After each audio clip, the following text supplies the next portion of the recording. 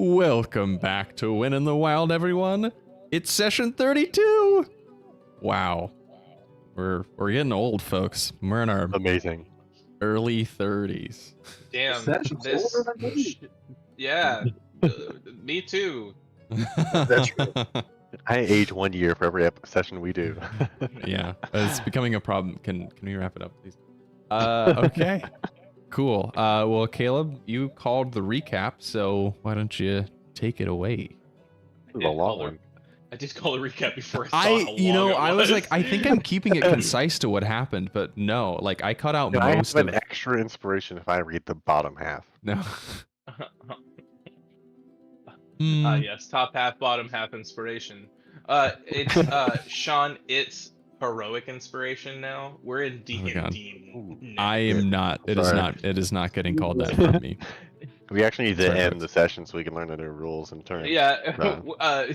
In honor of D&D 1, we've changed to 3.5. Yeah, we've reverted everything to 3.5. So get ready for some big numbers. I cast Bardic Finale, which is broken. All right. Oh, there's a baby. Hello, baby.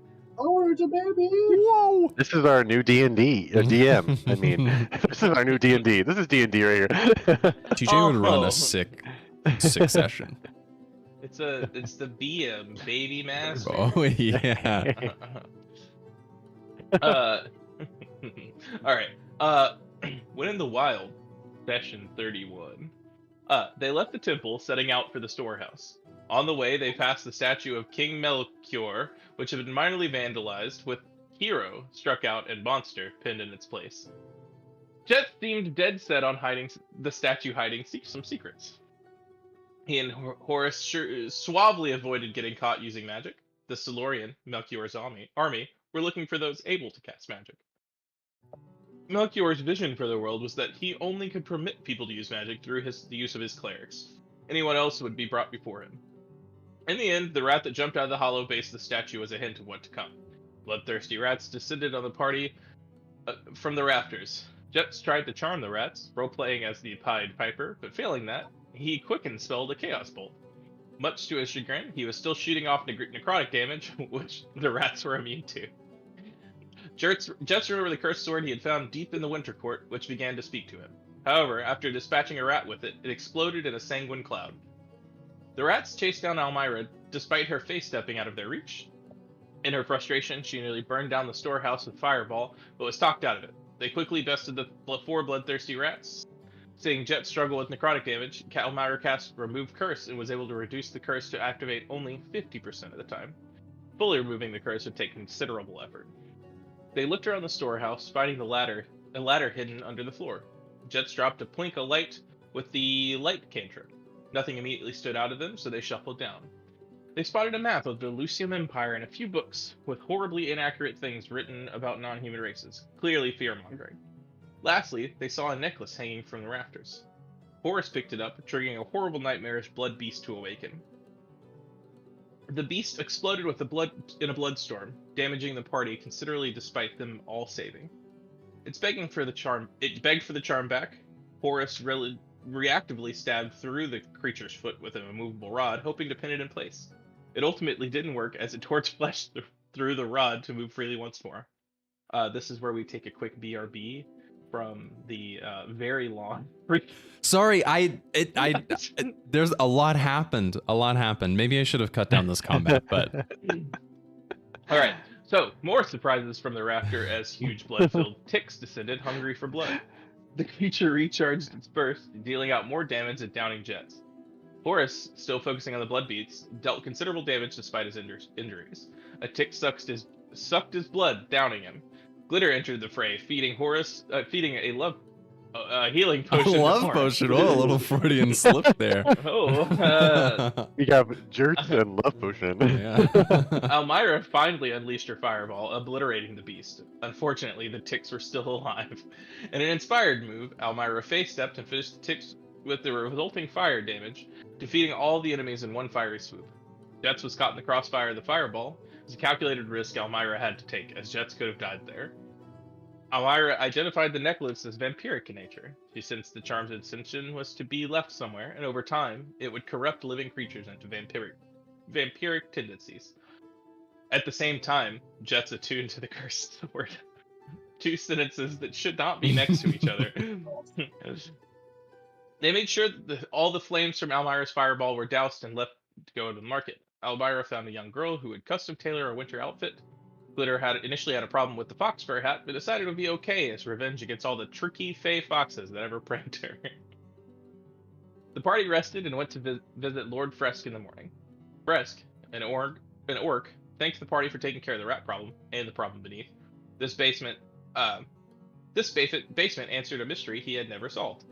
The basement must have been where Victor Kane hid out to assault the village that fateful night all those years ago. Kane is likely still alive, but has not been seen in Last Hearth or Duvos, though he is probably still in the north. Fresk seemed concerned that there was a curse over the land and would appreciate their assistance in lifting it. Fresk also mentioned that Duvos would not trade with them. The east side, primarily inhabited by the exiled races, would love to trade, but the west, led by Lord Yerk, blockaded the river so that Last Hearth could not trade. Yerk being a great reference to Animorphs. That's where that came from. Yeah, that makes sense. The road was not an option either, as something had haunted this road south.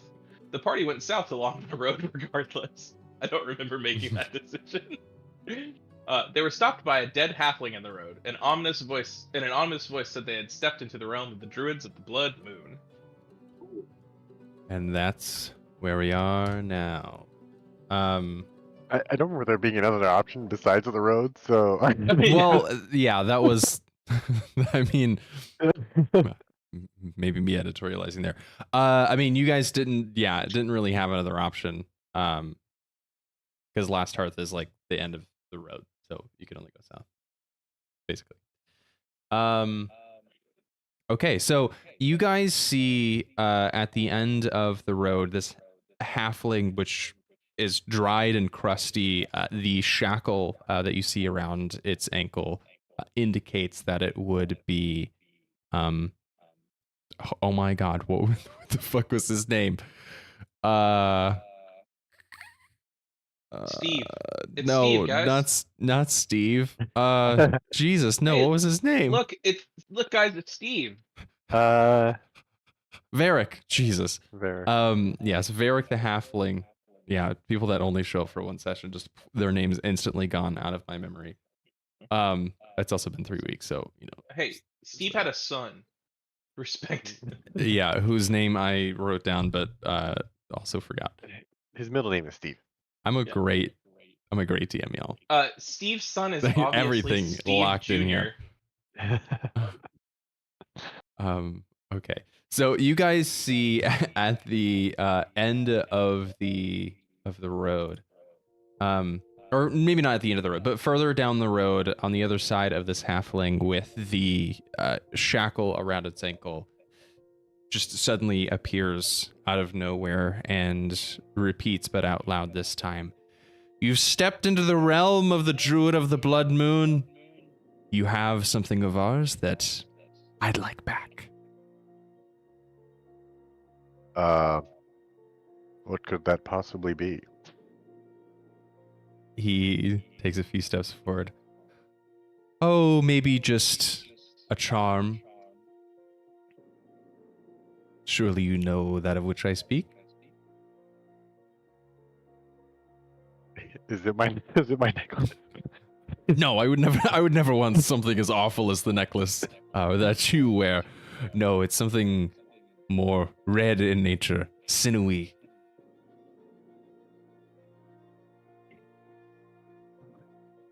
Oh, the necklace. Yeah.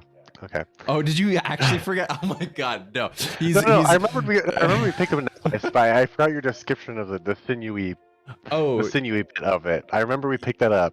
Yes, this druid, he's referencing the cursed necklace that you picked up out of the basement. Why would it be in the town in the basement of a warehouse? I don't owe you an explanation. You stole, and I want my necklace back. Wait, How do you wait. How do you know we stole it? How do you know we have it? Yeah, how could we have Otherwise- stolen? Wait, I don't know what you're talking about. Wait, what? What's this new thing? No, you've given up. You've given up the game. I know that you have it. I can Listen, sense it's wait. present. Anyway, So I don't understand why we suddenly are stealing it. Even if we have it, why does that just matter if how we just stole it? Like, how do you even think that we stole something? You have no basis of information. Where was the last place you saw it? I can sense its presence.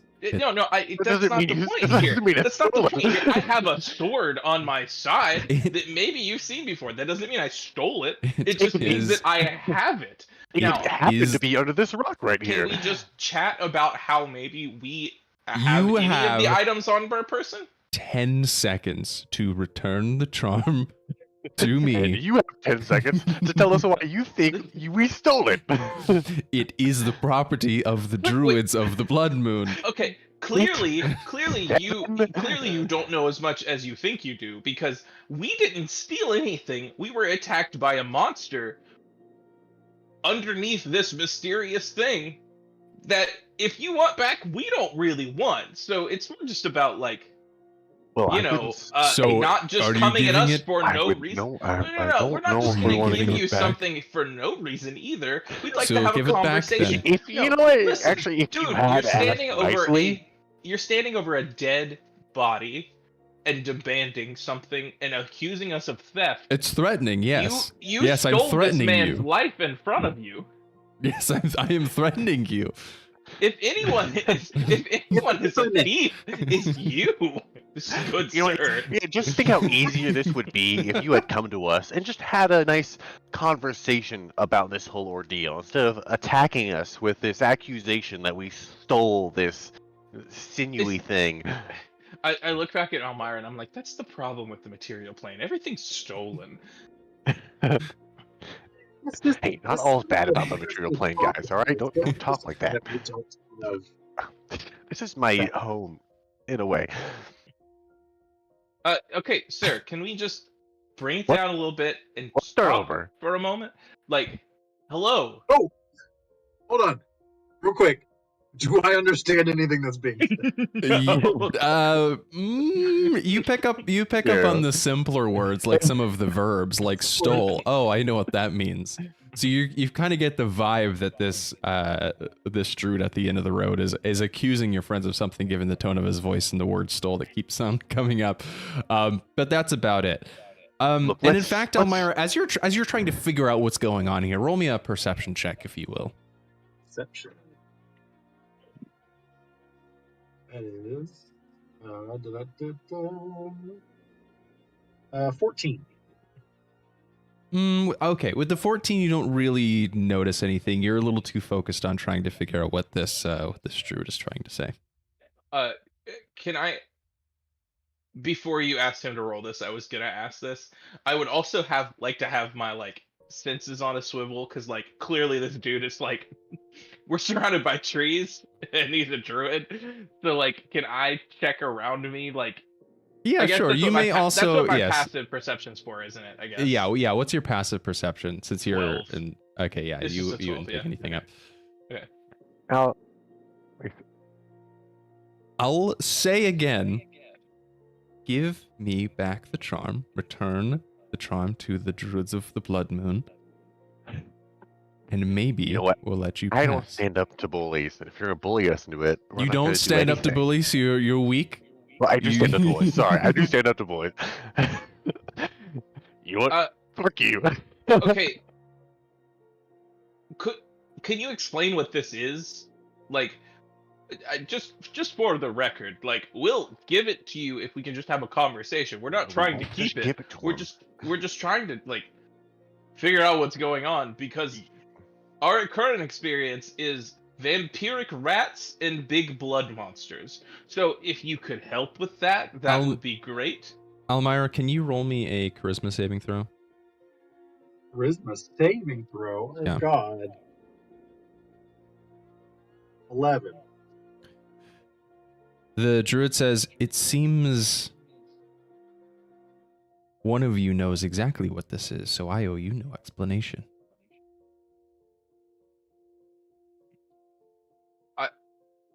I feel like we still don't really. I mean,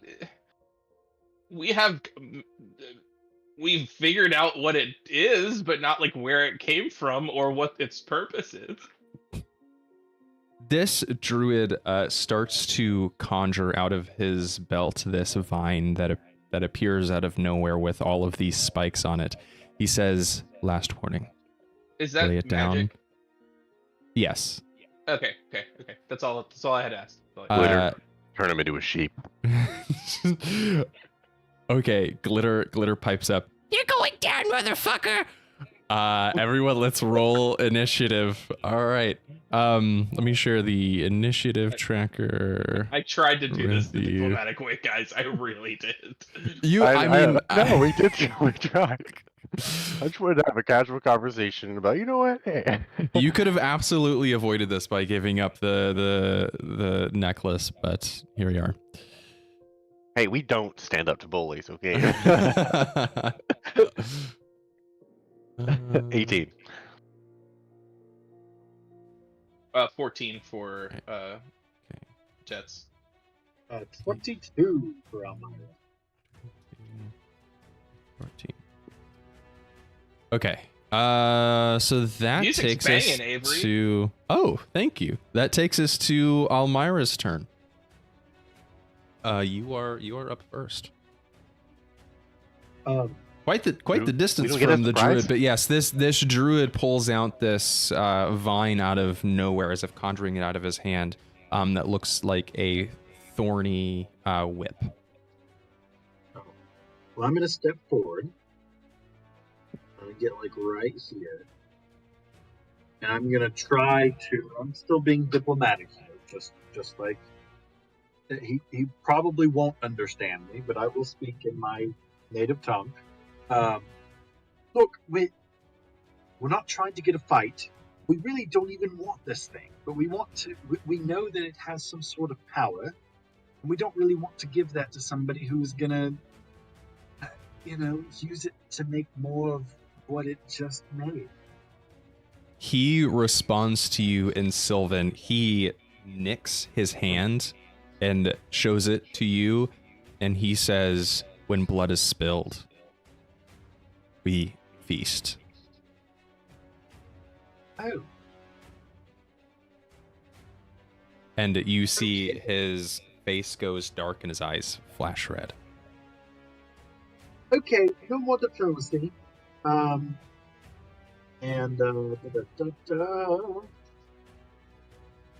shall cast. I'm going to turn around to Horace. I say, okay, well, we tried. Go get him, bud. And I'm going to give him a double tap here and cast haste on Horace. Yeah, Oh, perfect. I love it. Great. So you have +2 to your AC. Your speed is doubled, Beautiful. and you get an extra action. Love each it. turn. But if you use that to attack, you only get one extra attack. One You extra don't get swing. the extra. Yeah. One extra. You don't get a double. Yep. Cool. Hey, Avery, where's glitter in the? Oh, yeah, I'll there you go. Isn't it glitter with Horace? Do I need to roll an initiative for her? No, so glitter So you can try it's my glitter turn. will act after your turn whenever you. Do you want her to be in initiative right now? Oh, 'Cause- No, I mean if 'cause I she's can't. just gonna go when after I go, then that's fine. Yeah, she'll always take your turn right after yours. I remember the days when Avery didn't want to have little buddies as part of our campaign. I just But no. glitter was too good to pass up. That's true. And like Pascal is more of a vehicle for your magic, not necessarily something, Right. because Pascal has the most plot armor. That's true. Yeah, glitter can die. That's fair. Hey, no.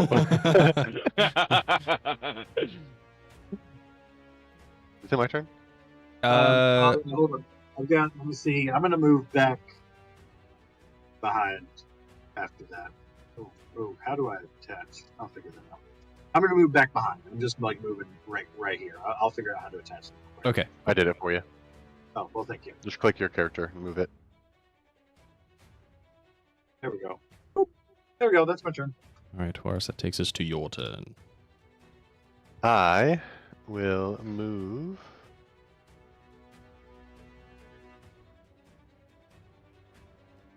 So I double the speed, right? Double speed. I have plenty, so I can just move here. And I will attack 3 times. Hoo, hoo, hoo. Boom, boom. That said hated instead of hasted. Yes. Horace the hated.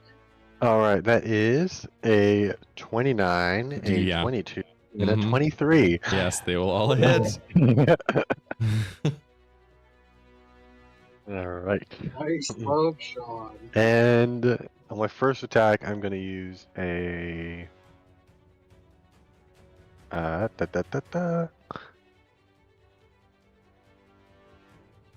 going to try to knock it on the ground. Trip attack. That's what Okay. it is. What kind of save is that? It must make a strength saving throw. 10? Fail. And it's knocked prone.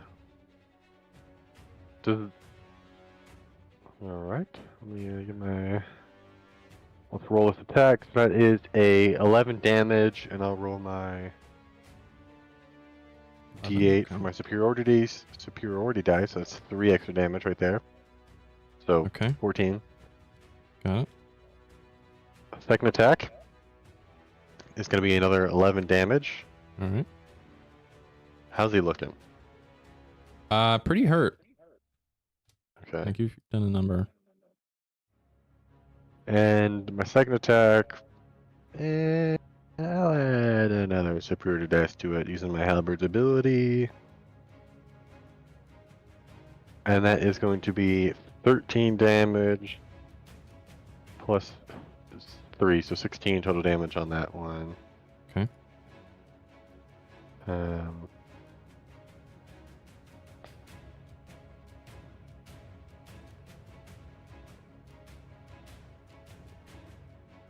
Yeah.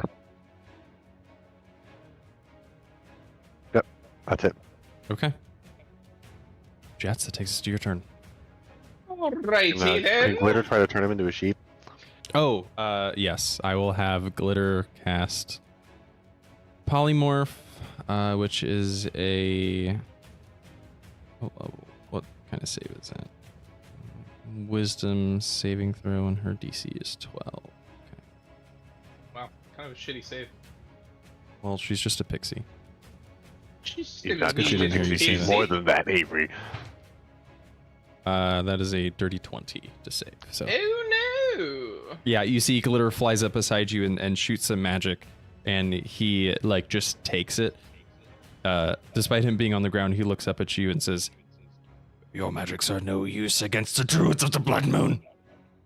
I assist the person bleeding on the ground. All right, let's go. I must feast. You see, he starts to lick the blood off of his arm. You cut him a few times. All right, Jeatz, that takes us to your turn. So he's pulling out. He's getting prepped to cast Vine Whip, right? Basically. You don't know. He has a vine. He has a vine in his hand. Doesn't I'll necessarily mean never he's prepared to cast the vine. I'm testing distance. Sorry. I'm gonna move here. Yeah, I missed the old measurement thing. I don't like that it Yeah. makes you move your token. Okay, I'm actually gonna move here, which was 25 feet. Alrighty then. I'm gonna see that he's bringing out a little vine, and I'm just gonna laugh and I'll be like, "Ha, what a puny little vine!" And I'm gonna cast Maximilian's Earthen Grasp on him. He needs to make Oh, boy. a Strength save. Okay, that's something he's great at. Technically, just for the record, let me put a little token down. It's a little guy. Just a little guy. Just a little Just a guy. Just a little guy. So technically, oh no, oh no, it's not yeah, like that. that's a big guy. I forgot that does that. Oops. Can someone delete that for me? Because I don't have my Thank you. I got you. So little guy, little hand pops out of the earth, and a viney hand attempts to grab him and restrain him. That's a natural 1. That is a restraint. He's prone and He's gonna restrained. take. He's gonna take 2d6, All right. which is 3 damage. Hey. Bludgeoning damage. Don't know if it matters. And Which- he is restrained. Which means He can use his target. He can use his action to make a strength check against my stale save DC. And restrained, I think, means you have a movement of 0, and mhm. I think that's it. And attacks have Disadvantage, I think, yeah. okay, yeah, you have both of you have just run over Horace. You have thrown him to the ground, and Jeatz, you come over and grip him as these vines pop up out of the ground. He's like, "They're no match for me." He's also still prone. Yeah, he's just like struggling against the ground. Okay, so He also has disadvantage we'll on saving do- throws, dexterity saving throws. Okay. We'll do that, and then I did forget to bring up this one thing. Look, we can stop and have a nice, conversation I must right now if you want to, or we can keep going with this. um.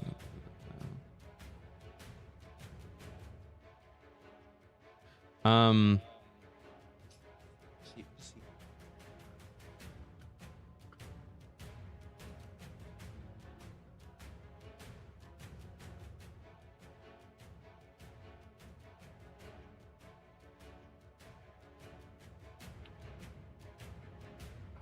Guess. Yeah. He will. Oh, he can't get up. He has some movement of 0. Yeah. Yeah, he can't get up from prone. So, like, he just has to stay here.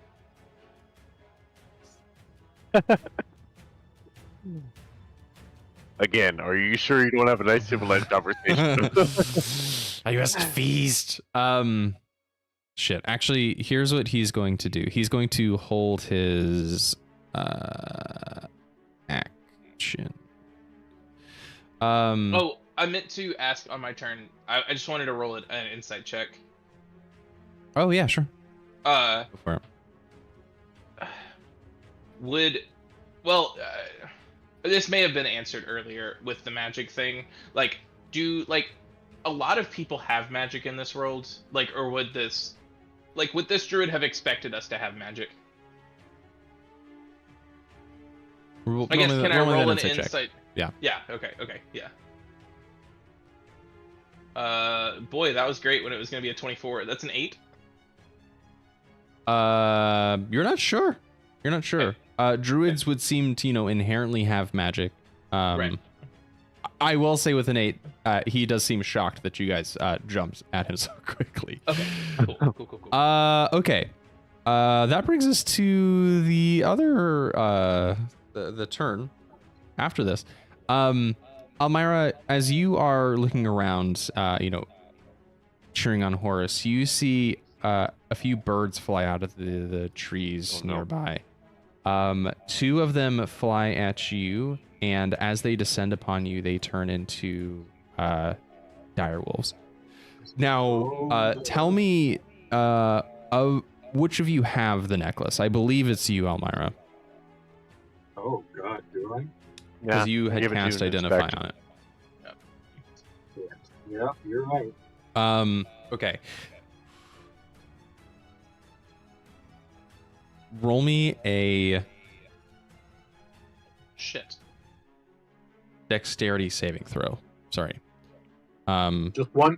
against a sleight of hand check. I will ask for another in a second. It just depends on if this one is successful or not. Ooh, that was almost so bad. That's going to be a 16. Okay, a 16 will pass. So this first direwolf tries to sniff in your pockets and grab the charm, but you turn away quickly. Time for the second direwolf will sniff through your pockets. Give me another dexterity saving throw. Just another sleight of hand check.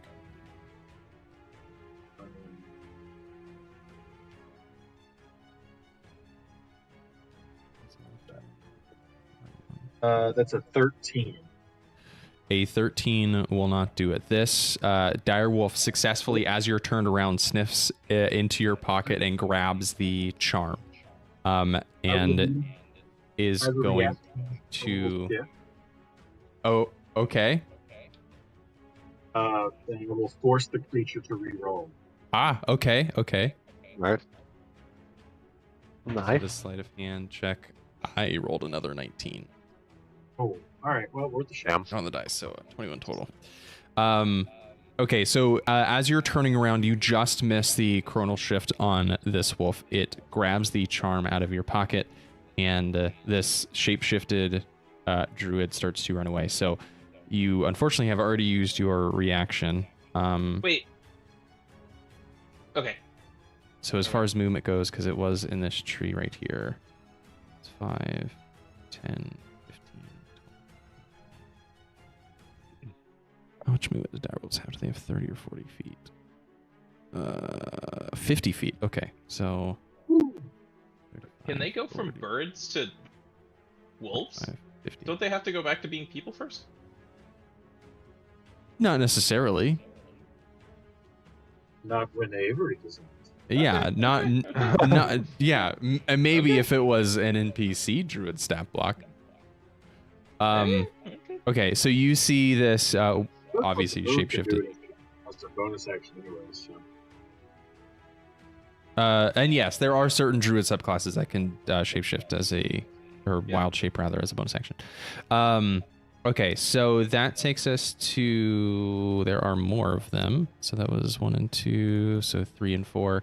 You see more birds fly out of the tree. One flies at you, Jeatz, and the other flies at you, Almyre. And then shapeshifts into a direwolf, both of them. So Almyre does a 23 hit. Yes, it does. And then Jeatz does a 19 hit. Yes, does. Almyre, you'll take 9 piercing damage from the bite. And Jeatz, you'll take 10 piercing damage from the bite. Do I have to do Yep. that to make a 10, correct? Yes, on your con save. Yep. I got a 12 on mine. Good. I'm good. Okay. Cool. All right, Almyre, that takes us back up to your turn. Okay.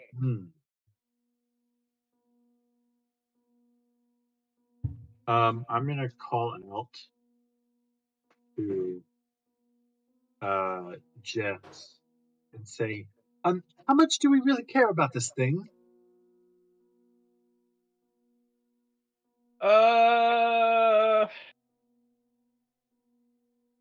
It's probably important if they're fighting this much for it. Alright, Why so do you say that? Well, because I no longer have it. It's more about metagaming, asking yourself, would Avery punish us if we don't go get this? That's really Yeah, what that's what I'm wondering too. It's one of those, like, it's not going to show up now, but it's definitely going to show up later. Yeah. Because in my head, I'm just like, I mean, fuck it. Let's just get out of here. But well, that's the fun of D&D, because you could let it go and suffer the consequences later. But maybe the consequences are more interesting or more fun than what's going on right now. Yeah, we could do Yeah. that, or we could be assholes about it. I can't wait for the first nat 1 this session. let's see. Give me Your first nat 1 in like 30 rolls. Yeah. Caleb wanted that to matter. Oh, wait. We have. Hang on. You didn't roll a nat 1. You're saying you're just waiting for the nat 1. Mm. Oh, okay.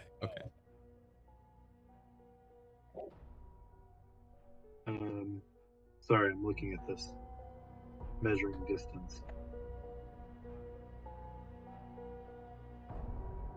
How big is it 20 feet? What, fireball? A fireball? Fireball, Yeah. 30 feet, my guy. 30. Oh, I thought it was 20. Didn't we have this argument last time? They fucking changed it, didn't they? Yeah, but it's 20. It used to be 30 feet, I swear to God.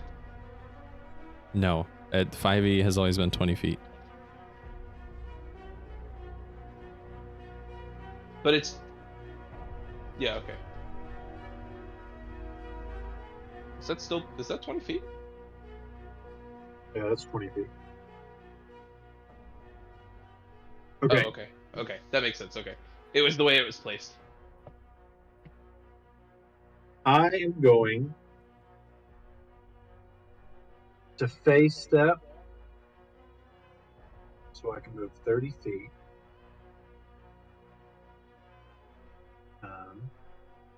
Oh, I will say, Almyre, but where are you face stepping to? Then maybe I'll tell you what you see. Probably over here in this direction. Very you I useful. can't see anything. Sorry, Sorry. you can't see that. In Right this click, direction. buddy. Okay. Yeah. So Almyre, what you see as you face step over there is what appears to be a fairy circle. You see a circle of mushrooms. Which you know, being from the Feywild. Oh, that's probably important. Got it. And then I'm gonna head this way. So I still have my movement. So that's 5, 10, 15, 20. I'm gonna get right here.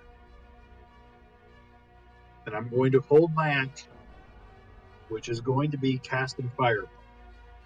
And I'm hoping that I'm going to hold it until these two, which I just realized you can't see my thing. Right click, buddy. There you go. There we go. These two get in range of this one where I can hit them all at the same time. Okay. Assuming this one is going to the circle and these two are coming to join it. Just tell me your tactics out loud, why don't you? Kidding.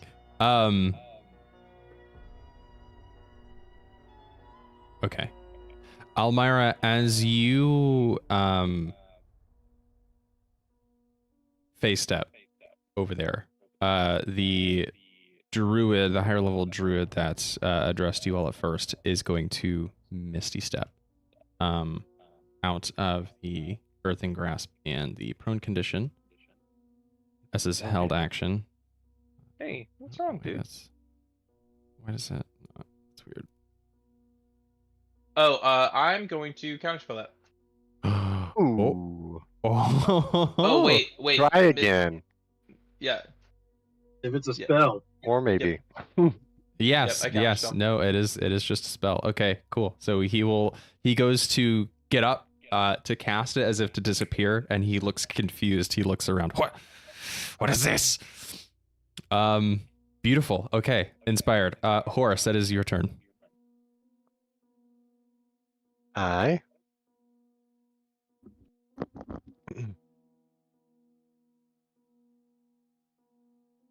I'm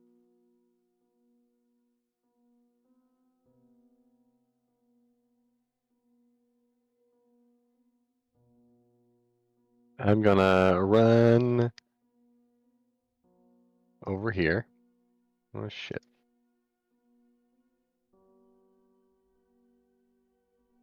And attack this guy 3 times. Hey. Attack That's Almyre. 3 times? Almyra.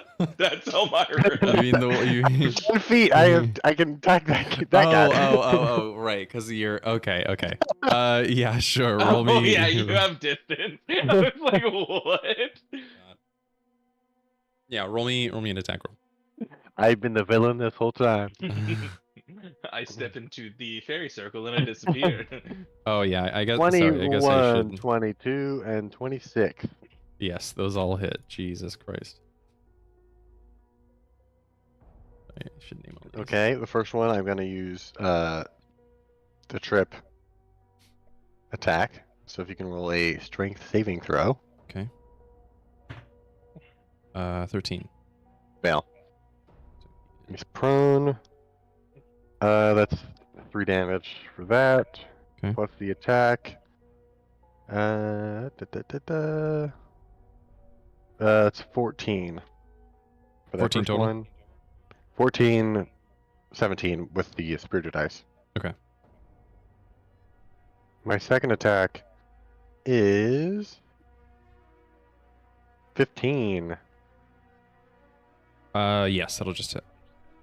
And Is that not damage? that's damage. That's Yeah, I damage. was like, he rolled like a 'cause 21, you a 23, rolled, and a you rolled all your 26. attacks. Yeah. Sorry. Okay, 15 damage. Yes. You slice into the wolf. It's bleeding profusely. And then I'm going to I'll do another. Yeah, my second attack is 10 damage. You slice into this dire wolf, this huge wolf, and what you think is a killing blow, actually the wolf turns back into a druid, like a humanoid. Still prone. I don't know why I deleted that. Still prone, but turns back into a humanoid. Glitter, grab the necklace. Okay. Okay, so Sean, if you want to roll me a sleight of hand check. And I'll roll a dexterity saving Not 20, throw. baby. You try to steal from us? Okay. All right. Dice don't fail me now. This is when I need a dice cam. That's a nat 1. Oh boy, that's 2 nat 1s for you today. Yes, it is. It's this dice. I'm No. throwing this dice away. Okay, yeah. So Glitter flies over and grabs the necklace from this prone. He would have had disadvantage anyway, so I don't think I could have ever beaten a nat 20 on that. Flies over. What went from this wolf having the charmed necklace in its jaw, it falls onto this druid's chest. Glitter flies over very quickly and snatches it up. And she... does she know better? Because if she flies out of reach, she might take an opportunity attack. And Glitter's not... She goes invisible. Well, she would have used her action to Oh. grab the necklace. If they're prone, do they get opportunity attacks? Yeah, you still get reactions if you're prone. I'm sorry. It's disadvantage on attack roll, so... You're laying on the ground, and someone's running away from you, and you're just like, I also get to attack at full strength. He has disadvantage because he's prone. I see that what's your- but he still gets- AC? very needed. Her AC is 16, but she only has 15 hit points. I would leave that up to you if she knows better. I don't... roll, like a I'm gonna roll or something? I don't know. Yeah, I guess we'll just leave it up to a 50-50. We'll say Yeah, 11 plus. She'll know to stay within range so she doesn't take within the mechanics of the game. Under a 10 or under, she'll fly away. Boy, we're about to... Oh, that's a 4. We're And about to I test used my that, low rolling dice. Fuck, I didn't mean to. Okay, so she's gonna fly back over to you, and in doing so is gonna take an opportunity attack from this druid. We're definitely testing that Can Glitter die Plus- thing pretty early. Mhm. Okay, it's a +4. I'll leave this campaign. I rolled a nat 20. That's with disadvantage. Fuck! Oh, you're right. Okay, sorry. That's an 18. Okay, we'll still hit, but not a crit. Okay. Your nat 20s mean nothing to me. No. Okay. Can't take it. So this is 1d10 plus 2. So that is 4 piercing damage plus some poison damage. Did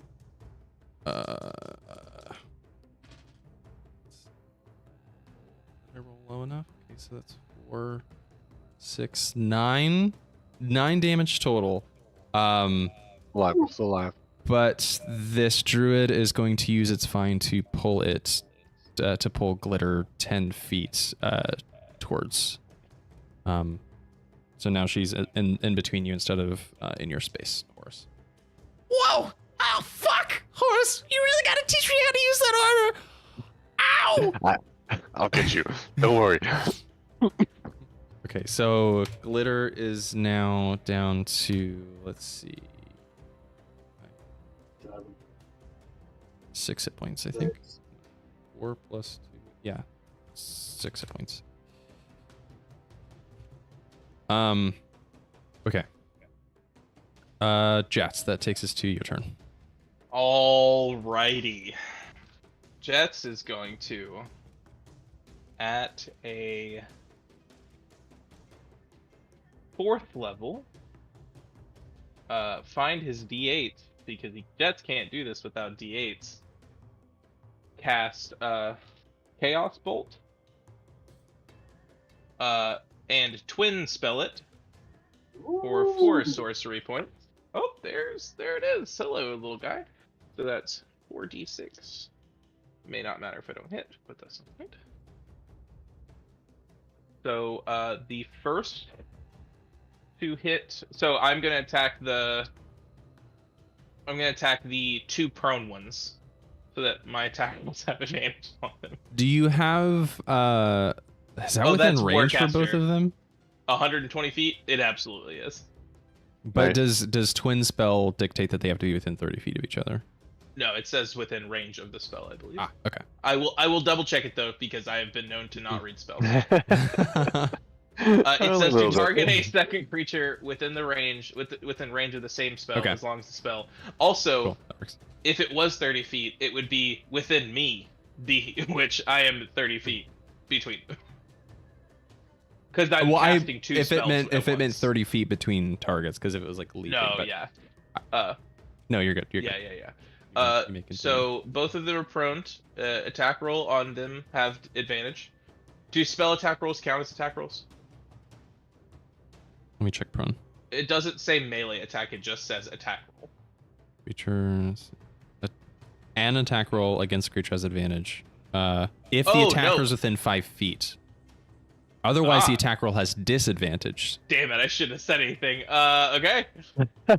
Alright, so Come on. So technically, how do I want to do this? well, never mind. I was gonna say about Sean's turn. He should have had disadvantage after it went prone, but it's fine. Oh. That's true. But good to keep in mind for your trip attack. Okay, Just for the I'm future, Sean, you might want to save going that for your last attack. to... Sure. Okay, so the first roll is gonna be for... Fuck, I don't want to do this. I shouldn't have asked about the prone thing. Fuck.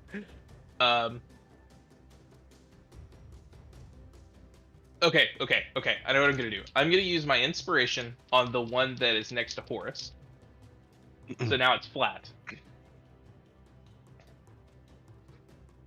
That's a nat 20.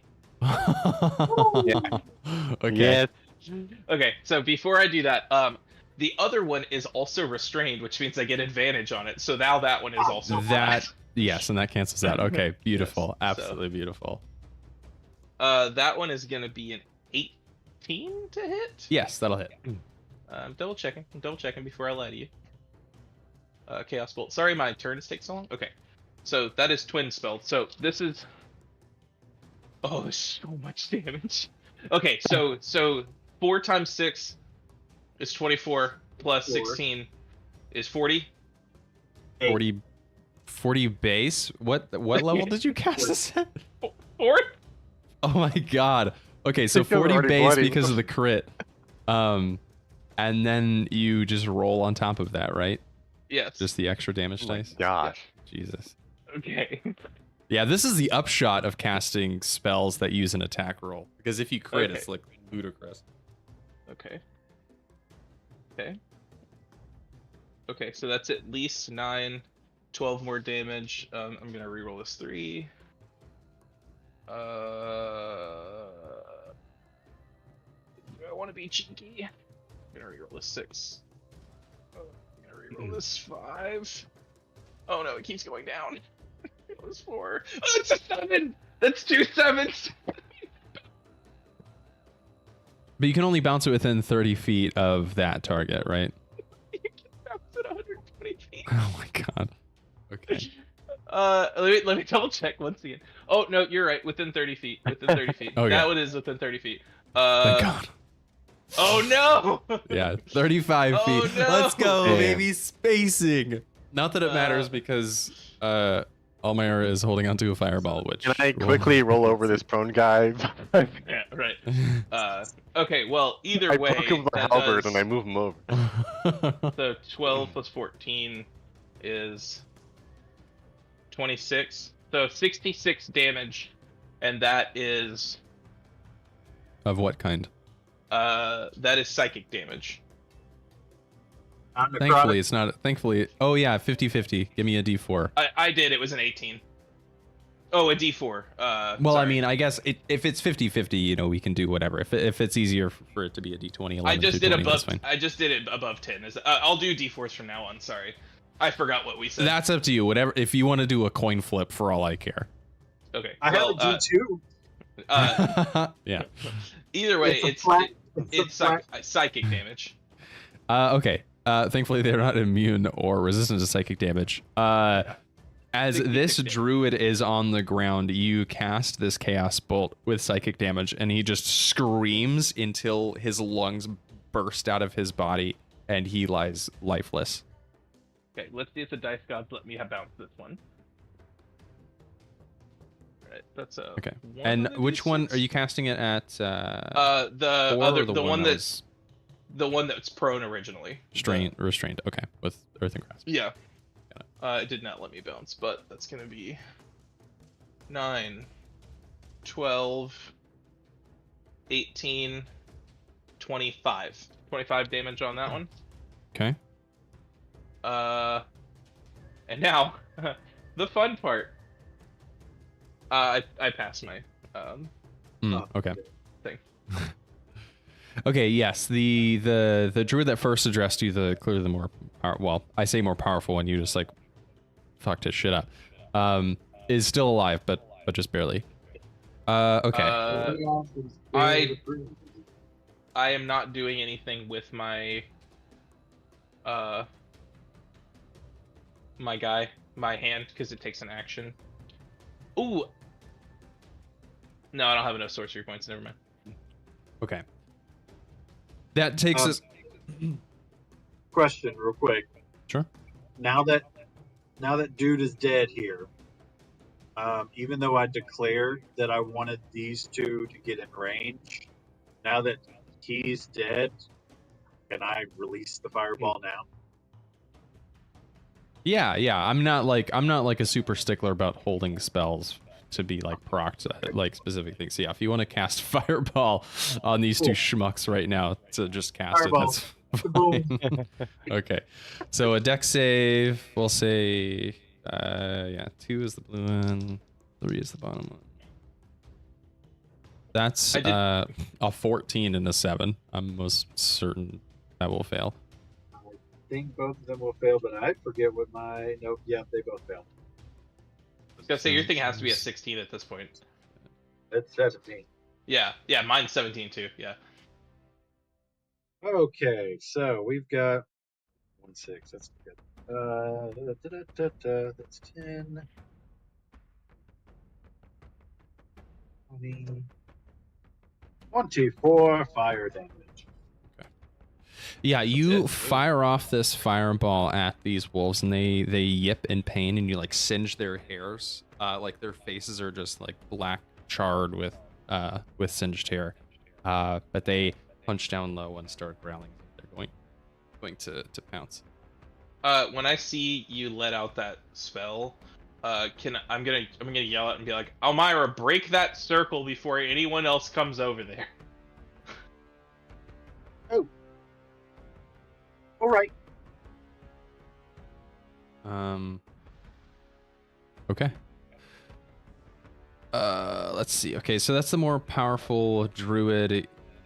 He is going to. Yeah, I think he's just gonna Misty Step again. No, he's not. You're gonna counterspell again? Okay. Counter. Okay, yeah. He goes to move, tries to poof out of existence, but your counterspell holds him down to this Maximilian grasp, and he just lets out a yell. I'm really thinking that whatever that little whip you had is just not enough, but my earth spells, they're pretty good. Okay, so with that, the Silently, direwolves that you I'm running hit, out of spell slots. the direwolves that you hit with a fireball are going to run over, and seeing that Glitter has the necklace because the whip pulled her in. Did he walk into my? Yes, he would have. Yep.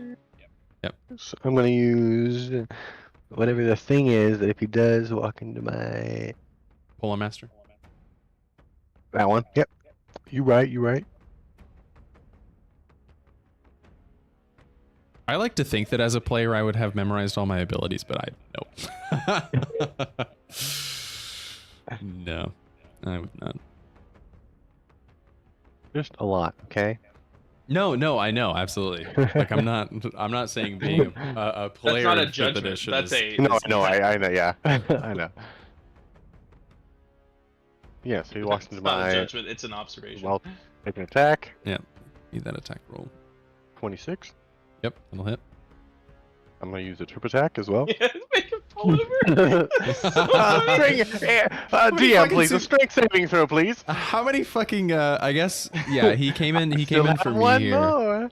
Or maybe let's see, what would be, because that's not, does 10 feet count diagonally? I'm just trying to be like realistically, how would he have come in? I guess he probably would have come in here because he would have run diagonally and then ended up here. We'll leave it there. Anyway, yeah, strength saving throw. Dirty 20. Okay. But what's Fine. the damage? And we'll The damn put these dams here. do be a. Sure, I roll my spirited Just dice. leave them there. That's gonna be 12. Still in wolf form, very clearly injured, is going to roll give me a dexterity saving throw for Glitter. Do you have Glitter stat block handy, Sean? I aimed it to you and Yeah, I have it. okay. Yeah, roll me a dexterity saving throw 17. and I'll roll a sleight of hand check. Come on.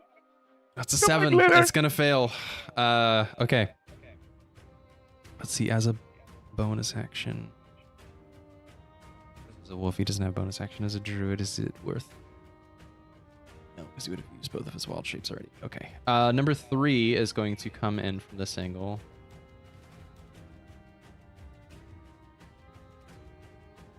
And do the same here. Is going to, as a wolf, is going to try and steal the necklace from Glitter. A sleight of hand check. Roll me a dexterity saving throw for Glitter, Sean. A 11. That's a 14. With a 14, this wolf jumps up, snatches the necklace out of Glitter's hand, and when it lands, disappears, activating the fairy circle.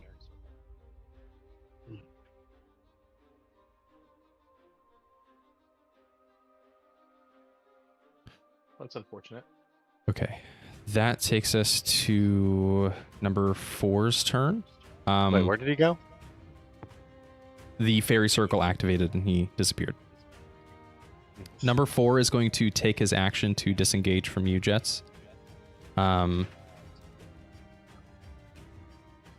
Opportunity attack? No, because he's taking his Disengage. action to disengage. Runs Oh, into the fairy okay. circle and disappears.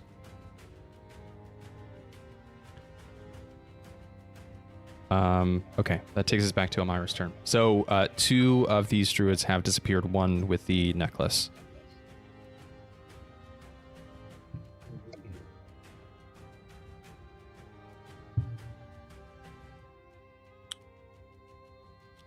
What shall ye do?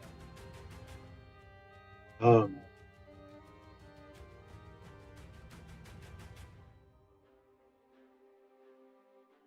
just see what happens. What happens if I just run into the middle of the fairy circle? You feel, especially being connected to the Fae, a strong force trying to pull you through the fairy circle. All you need to do is give in. I give in. Okay. Hey. All right. Let me write down the order. So Almyre, you are first in the. You feel yourself pulled into this fungal network, and you feel your spirit being called left or right.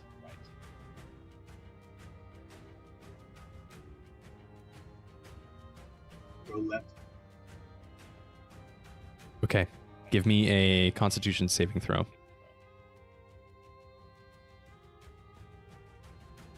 Uh, 16. A 16 will pass. And we will leave it there.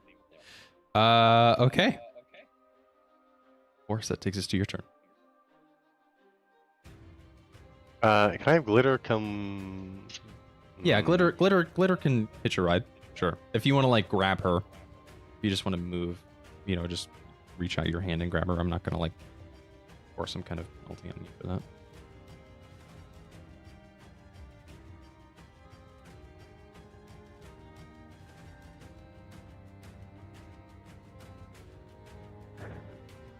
There to go. So what's this number 2 guy looking like? His wolf form is looking fucked up. Although given what happened with the last druid, yeah.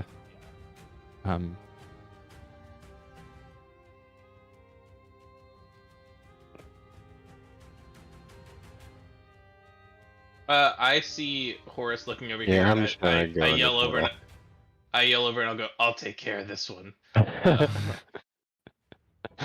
I'll just give him a thumbs up, and I'll step into the portal and give in. Okay. With glitter. Yes, Horace, you give in. You are compelled, as if a choice. Everything goes dark, but you feel your spirits traveling through this fungal network. Do you go left or right? I'm gonna leave it up to roll. 1 through 10 is left. Okay. 7 through 20 is right. Give me. Oh, you haven't. Up left. Alrighty. Give me a con save. We have a great way to manage this. That is. I'll do my best. Oh.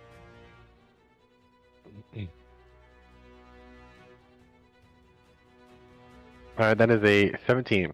17 will pass. Thank God. Okay.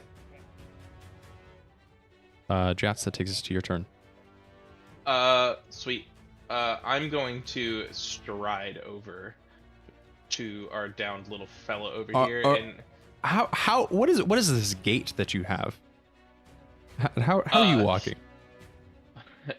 slowly, and as I do so, I pull out my sword. Yes. Can I? How's he looking? Like, does he look like He's on death's door? he's on death's door. You see he's like holding his chest and breathing deeply. He clearly has a few lungs broken from your earthen grasp, or a few ribs rather broken from your earthen grasp. I must great. feast. What was it he said when he cut his hand earlier? When blood is spilled, we feast. Oh, okay. Okay, so as I walk forward to him and he's bleeding, I'm gonna pull out my sword and I'll whisper to it, "When blood is spilled, we feast." And I will take technically with double advantage, but advantage attack on him. Okay. That is a dirty. Oh no, it's like a 22. Yep. Nope. That'll hit. They don't have Yeah, a ton of okay. AC as druids. Okay. D8 is a dice that I have and use frequently. Oh no. Will 5 damage do it? 5 will do it. He only had 2 hit points left. Oh, okay.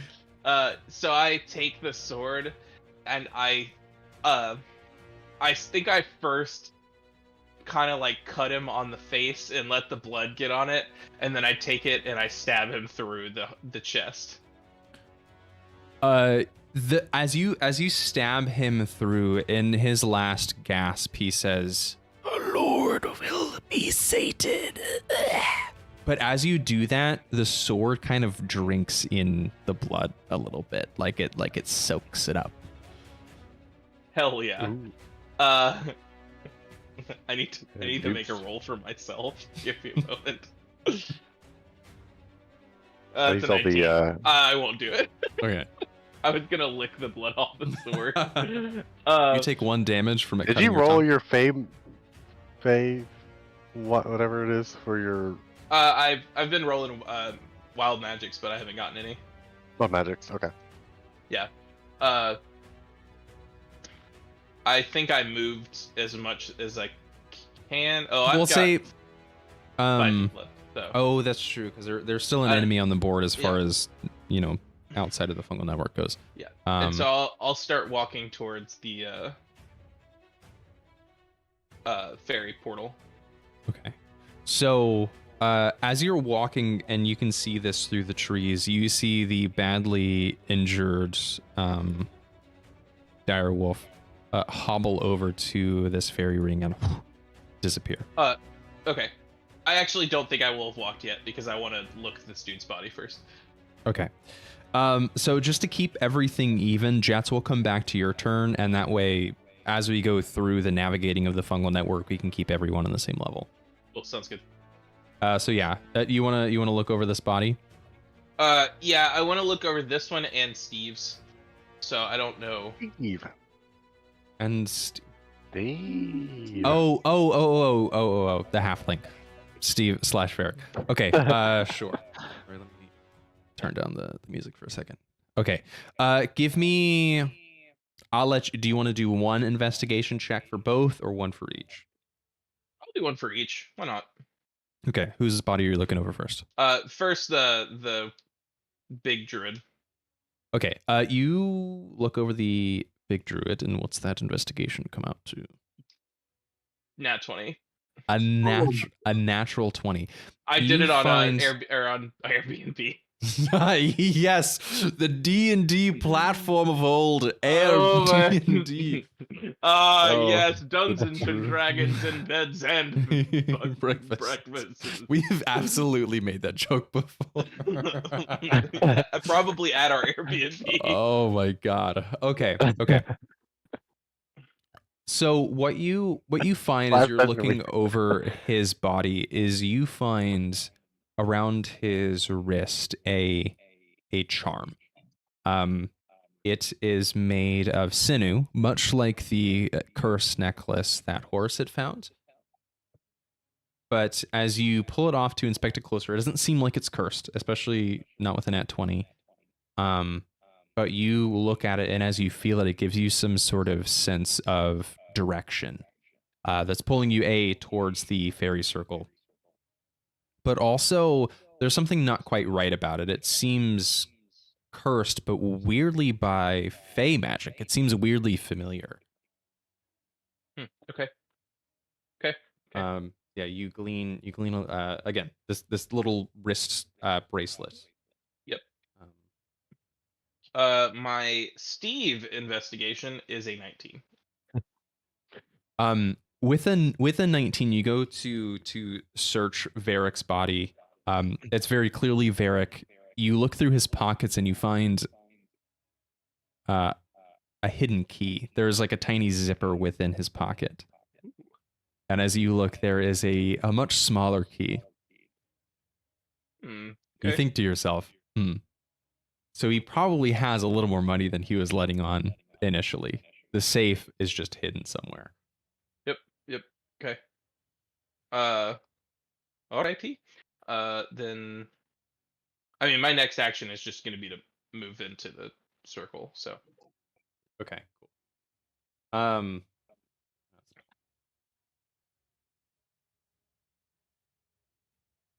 Okay, so as you move into the circle, you feel compelled, much like your other friends, and obviously they didn't say this, but you would assume that they would feel the same thing.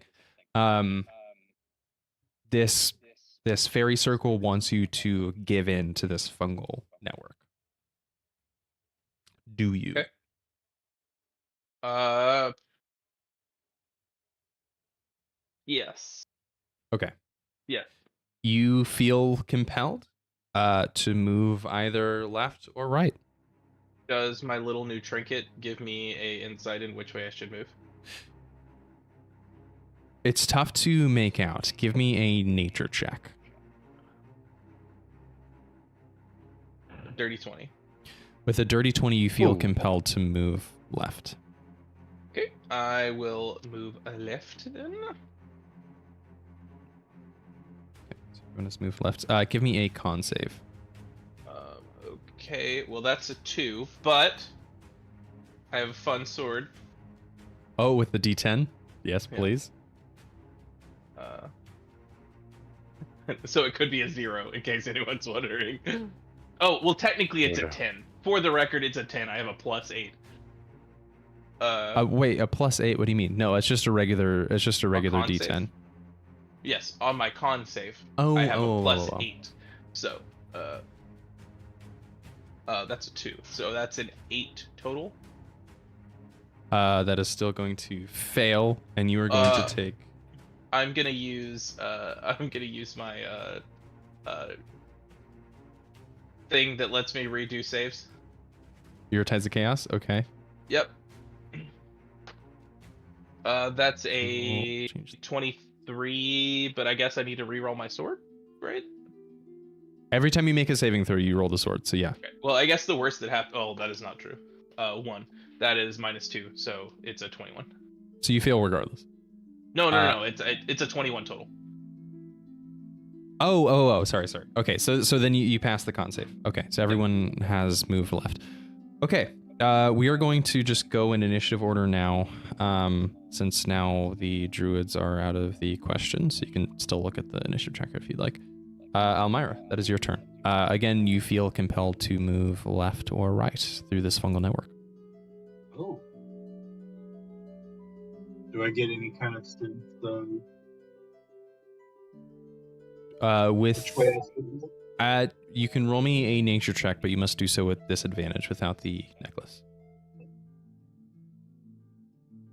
Also, Caleb, I can I don't know if anyone else is having this problem. I can kind of hear myself in your mic. I can only hear you reverberating. I don't think I can, but I don't might think be just so it's. faint. It wouldn't be me because my mic is far, far away from. But like if I speak loudly, I can see you light up. That's weird. But no one else has that problem? Hello? If I'm talking now, your voice got way quieter. I think your Discord is using the wrong microphone. Oh. Boy, it's a good thing I didn't take you to the bathroom. The three of us have the same headset, so we've been through it. Boy, look at that. Okay, Almyre, How about now, guys? you're so much Wow, louder. really good. That's incredible. That's funny because it's very much farther away from me. Well, I say you sound better. You just sound louder. Better is subjective. 10. You do not feel compelled one way or the other Cool. without the bracelet. This is what I have my D2 for. Get to the coin. The dice coin. Look, it came with one of my dice sets. Which That's is nice. crazy. Like, it's It's What's just that like an side? acrylic coin. That's pretty cool. It's got an edge. What if it lands on its side? a non-zero chance. 1 is left, 2 is right. That's a 1 left. Almyre, you feel compelled to move left, and you get this rush of life and corporealness come back to you, and you are thrown into the underbrush of a forest. You have successfully exited the fungal network. Oh. Now, I will say, just as meta knowledge for all of you, each exit can only be used once. Oh, that's nice. Okay. Thanks. So That means, and I would say that you guys can communicate, Almyre, you can communicate this as you feel. It's like, oh, I feel the exit closing behind me, so you can, communicate this. Spores. Yeah, rapport spores effectively say the exit's closing behind me. Jeatz, what that would mean for you is that the direction that you were compelled initially now might have completely changed. So Almyre could have potentially taken the closest exit. Right. But anyway, okay. We'll go to Horace now. So your initial move was left. You passed your con save. Yes. You're right. You sense Almyre going left from here. That exit is close. You have no other choice but to go right. Give me a... What if I say I grab onto his feet? So technically we're like one person. That's not... Fungal networks know what self is. Fungal, I guess fungal technically networks by are that... self-actualized. Right, exactly. Or Give me a wisdom saving throw. Fine. Let's see, 21. 21 will pass. I will not tell you the negatives of what would have happened if you'd failed. Okay, that takes us to Jeatz. You too are compelled to go right from here. Give me a wisdom saving throw.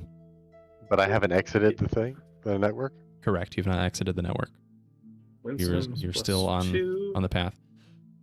That's gonna be a 12 total. A 12 is going to fail. You feel this fungal network kind of sap your energy as you are passing through it. You lose a second level spell slot. Oh, shit. Joke's on you, bitch. No, I'm just kidding. I didn't have any. No, I had one. And Sean, just because you went through it and passed it, you would have lost a superiority dice. Either now or next time you short rested, you would have lost one. Well, joke's on you. I have one. Okay, so now we go back to Horace. You have the open choice of left or right. Those are dice. That is a left. A left? Give me a dexterity saving throw.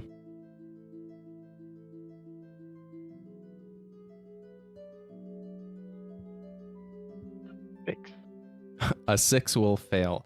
As you pass through this fungal network, you feel your body becomes corporeal for a moment, and you feel roots scrape past your eyes, leaving some magical imprint, and you are blinded for 5 minutes. Oh. 5 minutes. Okay.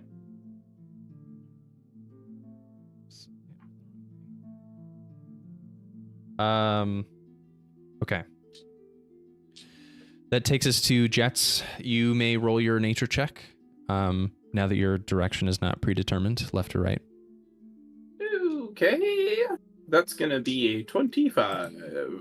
With a 25, you feel compelled to move right. Wonderful. I have a question. Mm-hmm.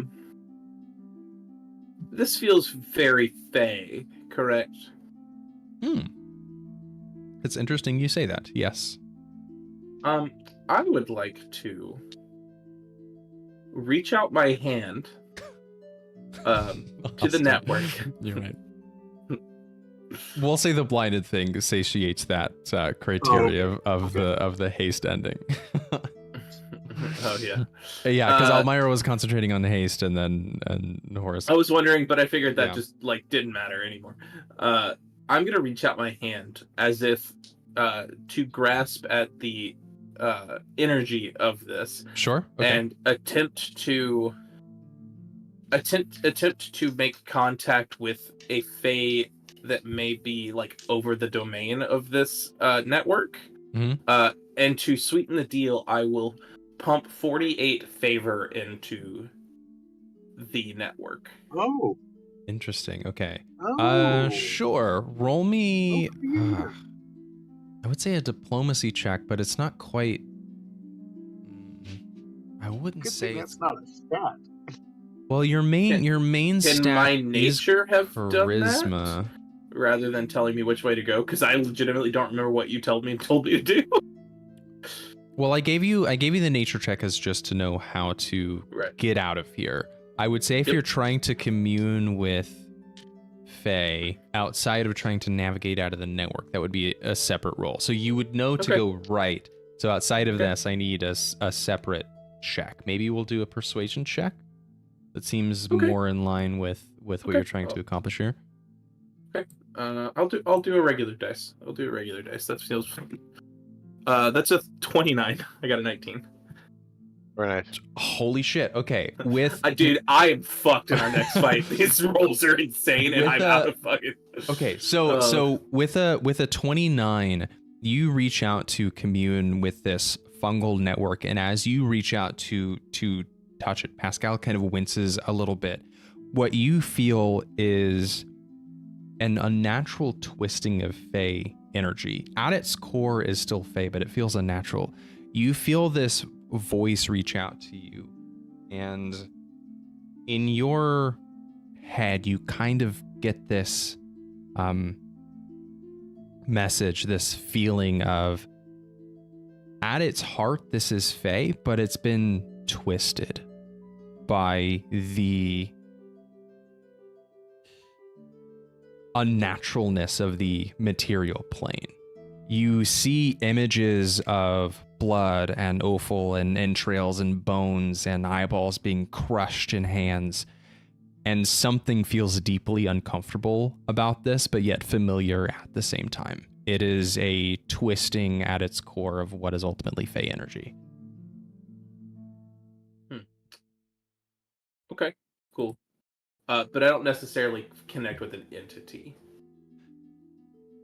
Not an entity, no, because it seems like it doesn't want to be connected with, as if it's working off base instinct. Okay, well, then I guess using the favor,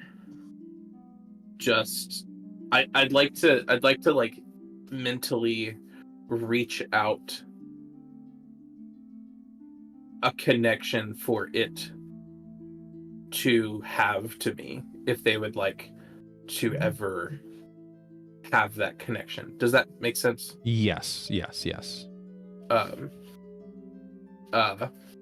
And just express, I don't want to say like familiarity, but like kinship. I would like to express kinship. Sure. Yeah. And I'll, with that tendril, show it some of a little bit the darker issues I've had. Okay. So you're kind of laying your soul bare despite not knowing. Okay. Yes. Okay. Yes.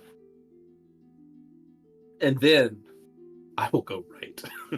And as you go right, you feel yourself come to life and you are thrown into the brush. And Almyre, you hear a sound crashing through the brush about 10 feet away from you. Just you. As I come crashing out, my first thought is, Pascal, you okay, buddy? Yeah, Pascal chirps, and you feel him like scuttle around your neck. Okay. I don't know what that was in there, but I hope it can be a help. Yeah, Pascal seems deeply uncomfortable. Okay, so that takes us back to Horace's turn. Your only choice is to go right. Give me there's not a save for this one. You have reached the end of the fungal network. You feel yourself tumbling and beat to shit, and you feel your life force sapped out of you. Your con score is reduced by 2, and you are thrown out of the fungal network. Shit. I don't like that at all. How long is that for? Until your next long rest. Ooh. So you'll have to override your con score. Yep, I did. Okay. So with that said, you are all thrown out of this fungal network, and we will change scenes here. You feel yourselves, you're still in the material plane. Nothing feels Fey necessarily about where you are in terms of like the plane of existence. But it does feel very different from the road that you have been traveling on. Sorry, let me do this.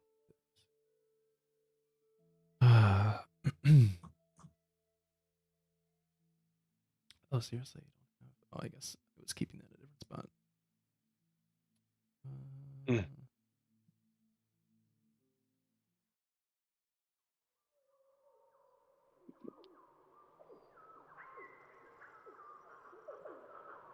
Hello. Ooh. Yeah, that's some spooky forest, huh? You find yourselves on the outskirts of this druid grove. Oh, so I did not. Oh yeah. So you guys will start here in sort of like this southern kind of bottom right area. I'm gonna Okay. pull in your. All right. I'll pull in your token, Almyre.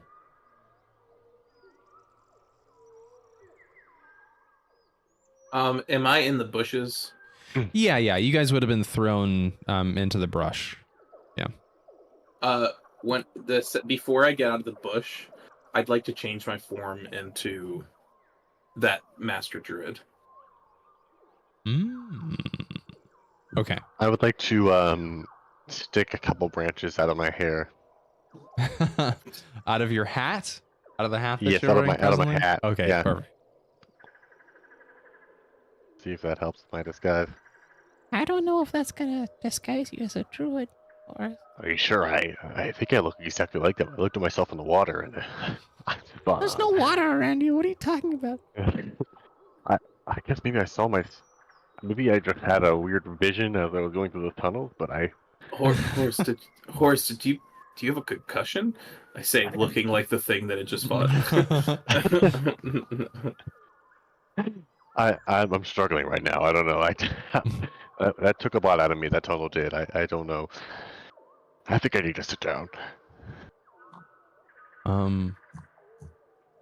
Okay, so everyone give me a perception check. I assume you're laying low in the brush. That's for the time being. That is a 17. What does it say? Boy, I am fucked in this next fight. 18. Almyre? What is it in stealth? You said Perception. perception. No, you would be heavily obscured by the Okay. plane. So unless you decide to move from where you are now, I'm not gonna ask for a stealth check. 11. Okay, Almyre, you are still recovering a bit from this fungal network. You're just trying to figure out where you are. But Horace and Jeatz, what you see as you look around is what looks like a traditional druid grove. It may not be something that you've come across like frequently, but as you look around, you see a few druids going about their business. But the most striking thing that you see is this huge pool of what looks like red liquid, probably blood, and these stones standing up out of it. And you see there are two druids performing what looks like a ritual. One of them has a rabbit in his hands, and it looks like he's draining the blood out of this rabbit into the pool, and the other one seems to be casting some sort of spell over it. The druid that jumped in after Almyre, but right before Horace and I, do we see them also arriving? Not at the moment, no. And what you can surmise is the fungal network kind of warps your sense of time, so they could have arrived just before you, or they might be arriving after you. Gotcha. Okay. I'm Do gonna. any of them look like they're holding the pendant? Or anything similar? Something No, sinewy? not at the moment, no. Do we want to go for the people up on the towers first? Maybe we can knock them into the blood? Well, what I'm wondering is, I might be able to go invisible, and then if I see... Wow, Greater Invisibility is only a 4th level spell? That's unfortunate. Did you know that you can't upcast Greater Invisibility? That's insane. I mean, you can use a 5th level spell slot to cast it. No, you can't. It's there's not nothing- upcastable. But there's nothing in the rules saying you can't use a 9th level spell slot to cast an 8th level spell. You might not be able. You might not grant you any benefits, but it's perfectly doable. Oh, well, most things say that can be cast at a higher level. Oh, and there's But, some like- extra benefit. Is that what you mean? Well, no, like counterspell. Well, like no, yeah. I mean, I guess maybe it's because there's no extra benefit, but like other spells are listed under all of the different levels, and because it says it can be cast at an upper level. But I don't. Yeah, I mean, I'm not going to tell you updated can't that in cast. D&D 1. But I mean, I'm fine with that being available. I'm just curious. Anyway. Yeah, no. If you want to cast that at a higher level, despite there being no benefit this way. Caleb, that's a D&D 1 update. Like they haven't, they just don't list it at the higher levels. Like I used to. If be it able to doesn't see have a benefit. Yeah, like haste used to be able to be listed on fourth level as well, but it doesn't anymore. Okay. All right. Never mind then. Yeah. Anyway, so I can probably, if we see it appear, I could go invisible and sneak up and grab it. But maybe we should just keep an eye out for now. Okay. So are y'all in a holding pattern for now? I think I am. I guess I'd like to see what they're going to do. Okay. The rabbit. So, I mean, well, the ritual is mid progress. So as you guys look, the blood is draining into this pool with the rabbit, and as the other druid is casting this spell, you can see this pool of blood bubble a little bit, and like a thick jelly-like substance, not like water at all. It's quite thick, and it bubbles a little bit and seems to reach up at the blood, almost like it's drinking it in. But as you're watching this from a distance, you see crashing through the brush are two druids, and they yell out to everyone else, "They're coming! Everyone on alert! Someone's here! They've come through the fungal network!" And you see everyone stand to attention. They were all, sharpening spears or tending to, some inventory, some shelves over here. And you see the druids all stand up and go on alert, including their wolves. And you see the wolves start prowling around as if they've communicated telepathically, perhaps. And the wolves start to go on the prowl in the trees. Everyone roll me a stealth check. It is. Yeah, a 10. No, it's a disadvantage. One moment. Oh, there it is. 10. A 9. Almyre, We're going to spot it right away. stealth check. Sorry, I was checking something. What was it? Stealth check. Stealth. Ooh, I don't think I'm These good at wolves stealth. are prowling around. Oh no, I'm good at stealth. Not good at rolling though. 15. You were the only one that passed, but that would not have mattered because the wolves' passive perception is 13, so you all failed.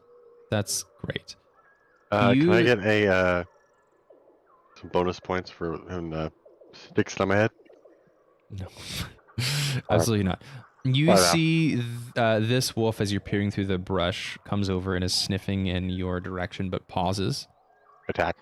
As I before he can attack, as the wolf comes over here, I think I bust out of the brush and scream the same thing and go, "They're coming through the fungal network," as if I've just come out of the fungal network. Oh. Oh, jeez. Okay, give me how to convince all these people. Give me a performance check. We'll say DC. What do I even say here?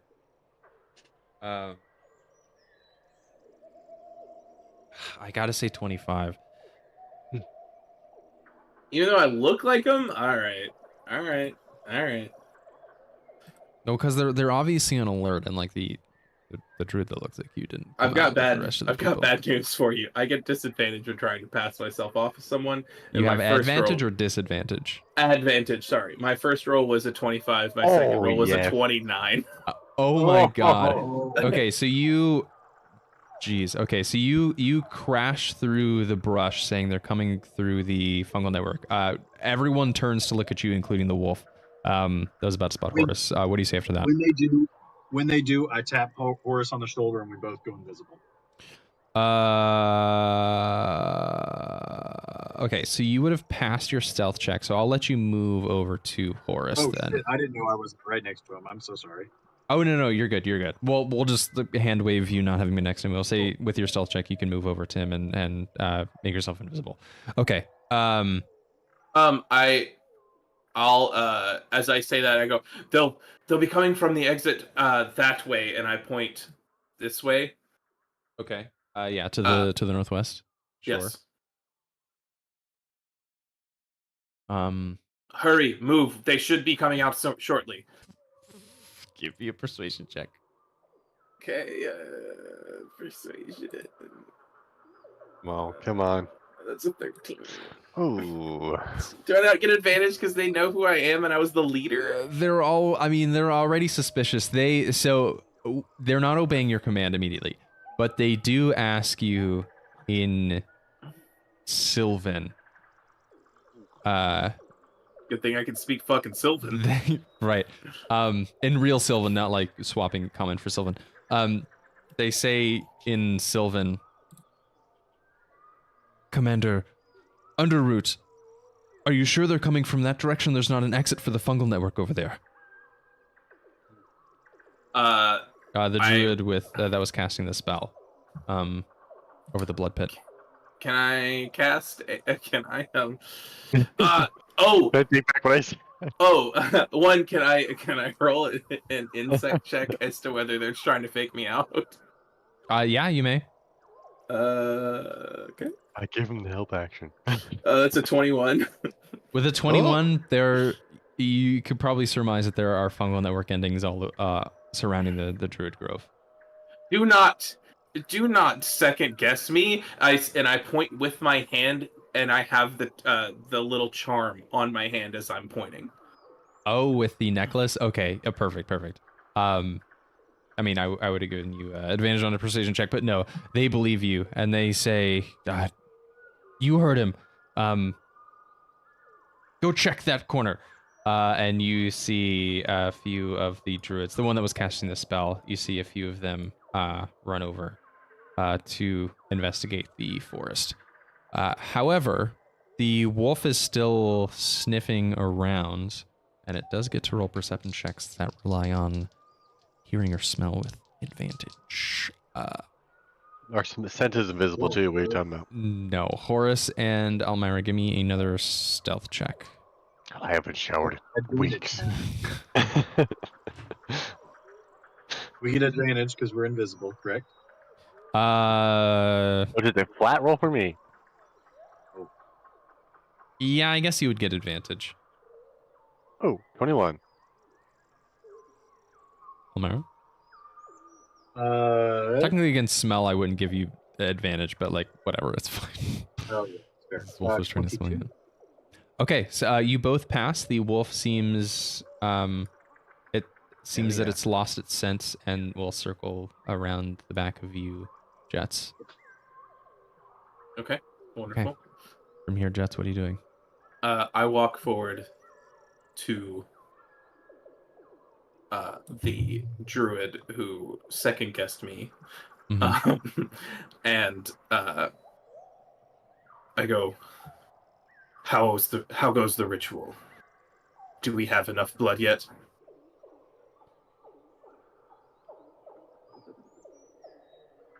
At any time, we could command the offal to consume.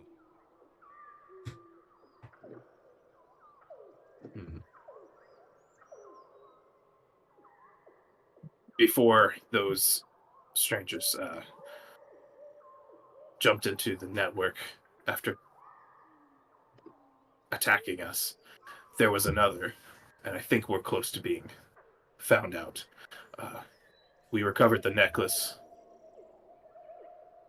but I worry that they are encroaching on us. The time may be near. The necklace was a great source of life for this pool. It's unfortunate that you... Is it gone? Or do you have it? No, I do not, but uh, uh, someone else should be coming soon with it. As you say that, crashing through the brush comes the last druid with the necklace in hand. He says, "I have it. I've got the charm. There were some strangers that had stolen it from underneath Lastarth. They must have killed the animated blood beast that was underneath there. I don't know how else they would have come across it, but I have it in hand. Perhaps we should replace it." And you see everyone turns to them. But as they finish that, I go, perfect. Bring it to me. You see this person hesitates a little bit and says, "Oh, but you were, you made it out alive?" Yes, they. As soon as you disappeared with the necklace, they chose to abandon me. Those fools. He seems a little wary, but comes around, and as he's walking around, you can see this pool like reaches out, like little tendrils starts to reach out towards this druid, almost as if grasping at the necklace. And he comes over and starts to reach out to you and says, "That seems, well, I guess I shouldn't ask questions. You are the most powerful druid here, it seems. Should we hide the necklace back under Lastarth or do something else with it?" Yes, I will take it and hide it in a different location. Hopefully one that will not be found so easily. I mean, I guess this one wasn't found for as long of a time, but...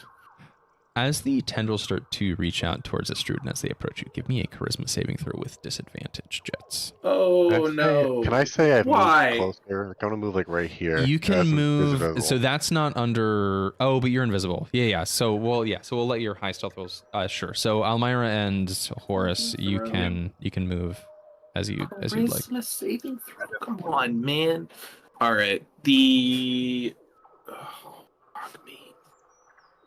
Thank you. 6. I got you. 6. I'll attach it for you. 6. 6.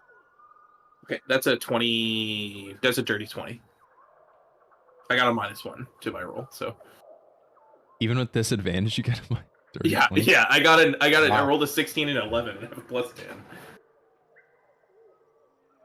Okay. With that, even with a dirty 20, what you feel this voice in your head that goes, do I even have the right voice for this kind of thing? You lie. Pass off as another. You are not leader, but Fey. Kin? No.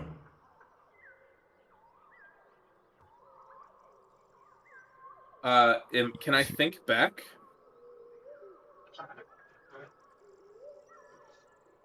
Am I allowed to communicate back? Because like the voice is in my head. You may think, but you're not sure if it would reach the creature that's speaking to you. Can everyone hear that? No, only Jeatz. Okay. I think I try to feel back. I seek knowledge and come from I don't know what the phrase I'm trying to say is. It's the phrase, not more magical, but I seek knowledge and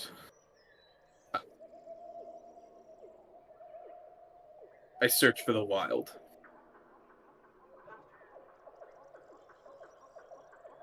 As you say the wild, you feel the force that was communicating with you gyrates a little bit. The pool gets a little agitated. Roll me a nature check or an arcana check. While he does that, I'd like to get behind this person and just have my sword, my halberd at the ready, Okay. right behind him. I got Sure. an 8 on the nature check. You I roll. felt like that was more appropriate. You roll high when I need you to roll low, and you roll low when I need you to roll high. The force in the pool gyrates a little bit, but you cannot understand its meaning. The druid that has the necklace looks over to the pool. Clearly, there's some activity. I'm gonna have the two druids casting the ritual. Have them roll insight checks. Would that be against my deception? No, just a generic insight check to see if they can gain the meaning of the pool. Honestly, gotcha. they rolled low. They rolled both below a 12, which would not have passed the DC I said. Okay, so the druid with the necklace in hand walks over and hands it to you and says, please report back soon about where you've hidden the necklace. You know, it's important for us to send our scouts out so they can, ensure its placement and start to seed the vampirism amongst the rats. Oh, I believe that we'll get more than just rats with this next location. That is good to know. The ritual is almost complete. I suppose it technically could be complete today, but, it never hurts to add more blood to the pool, as we like to say. Yes, I believe that its challenge rating shall only increase. What? Sorry, that was a very strange thing for me to say. Yes. Very meta. Yes, quite strange indeed. I guess I don't want to walk the direction that I sent people. Not because, I don't want to go the direction of people, but just because, that would be stupid. There's one critical thing you guys have not considered is how the fuck you get out of here. I have not considered that. My next question was going to be, can I roll a perception check to see if I see any, or maybe an arc? Ooh, no. If I cast magic, then they're gonna be like, "Why are you detecting magic?" Can I do an Arcana check to see if I feel any magic circles around? Sure, you may. That's a 25. With a 25, you can feel a magic circle kind of off behind the storage rack where they're storing food and things over to the west. Okay, I'm going to nod to this druid and the druids in the circle, and walk towards that. Okay. Mentally. No, I'm not going to do that. Yeah, I'm just going to walk towards the circle. So you walk into the forest, Horace and Almyre. And Horace, you would have been blinded for a while, but, I assume that it would have worn off by the time that you had walked behind the tree that you were going to strike. Okay. Because if things had turned bad immediately, then that would have been a problem. But anyway, so, Almyre, are you following along? Yes. You think these guys pose a risk to the traders going into town? Yeah, because so when we get far enough, I'm gonna whisper, Almyre, Horace, are y'all with me? Yes. Okay. I'm going to hand the necklace to Horace so that it's now invisible. Okay. Cool. As you are walking into the forest, you have sensed a fairy ring that you may leave through the fungal network. I guess everyone give me, we'll roll me a fresh nature check and we'll determine the hostility of this fairy ring. Do I get to do it with advantage because of my charm? Yes, sure. What role is this? Nature? Just take your average roll. Nature, yep. That's 11. I got a 21. It's a natural one. Oh no. Okay. 11, 21, and a natural one. Oh no. Let's see. That's The full 11 spectrum of 21 ones, you plus know? 1. That's 22. 33 over 3. That averages out to an 11. Wow, that's nice math. Yeah, no, it's the three. Yeah, we're all equidistant. Okay, so y'all approach this fairy ring, and it's the closest one, and you're like, well, this will take us where we need to go, and we need to get out of here quickly. Okay, so what we'll do then is we'll run through an altered version. We'll take a little BRB because I'm going to alter the fairy circle thing. We'll run back through that after we come back from a little BRB. Right.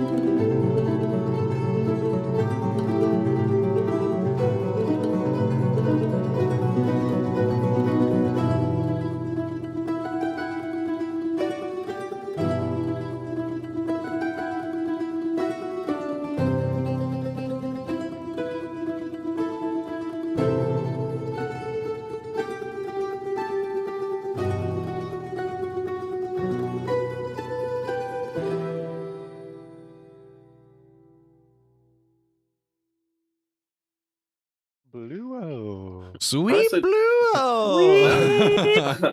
Honestly, that was pretty Welcome. problematic, Avery. I can't believe you said that, but I'm glad it wasn't on stream. I've just been repeating "sweet blue hole" over and over again. I don't understand this problematic. Sweet blue hole. Let's all Sweet get blue sweet blue hole Uh, tattoos. If you know, you know. Okay, so you guys have successfully navigated to a fairy circle, but now you got to get out of here. So we're gonna go back to I don't know, what's some fun music. I probably should have queued this up before, but There is no fun music, and you know that. no fun music in this show. No fun music. Okay. How do y'all feel about keeping your prior initiative rolls, like Almyre, Horace, Jeatz? Is that an okay order? Sure. Yeah. Or we I guess can that works. re-roll. We can re-roll. That's fine if you want to. Can we just decide who goes first? Sure. If you want to decide the order, that's fine by me. Okay, since no one's volunteering, we'll just keep I'll the go order. first. Okay. Yeah. I'll go Alright. second. Okay, so Jeatz, Horace, and Almyre. Cool. Oh my god. All right, there we go.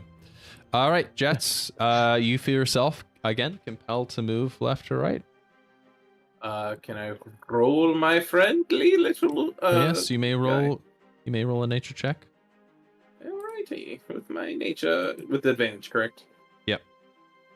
Good. The first one was a 9. 18. You feel compelled to move left. I look to my friends and say, to the left! All right, roll me a Constitution saving throw. Boy.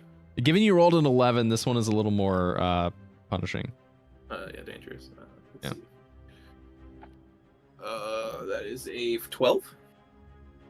12 will fail. Fun. I don't have the right dice now.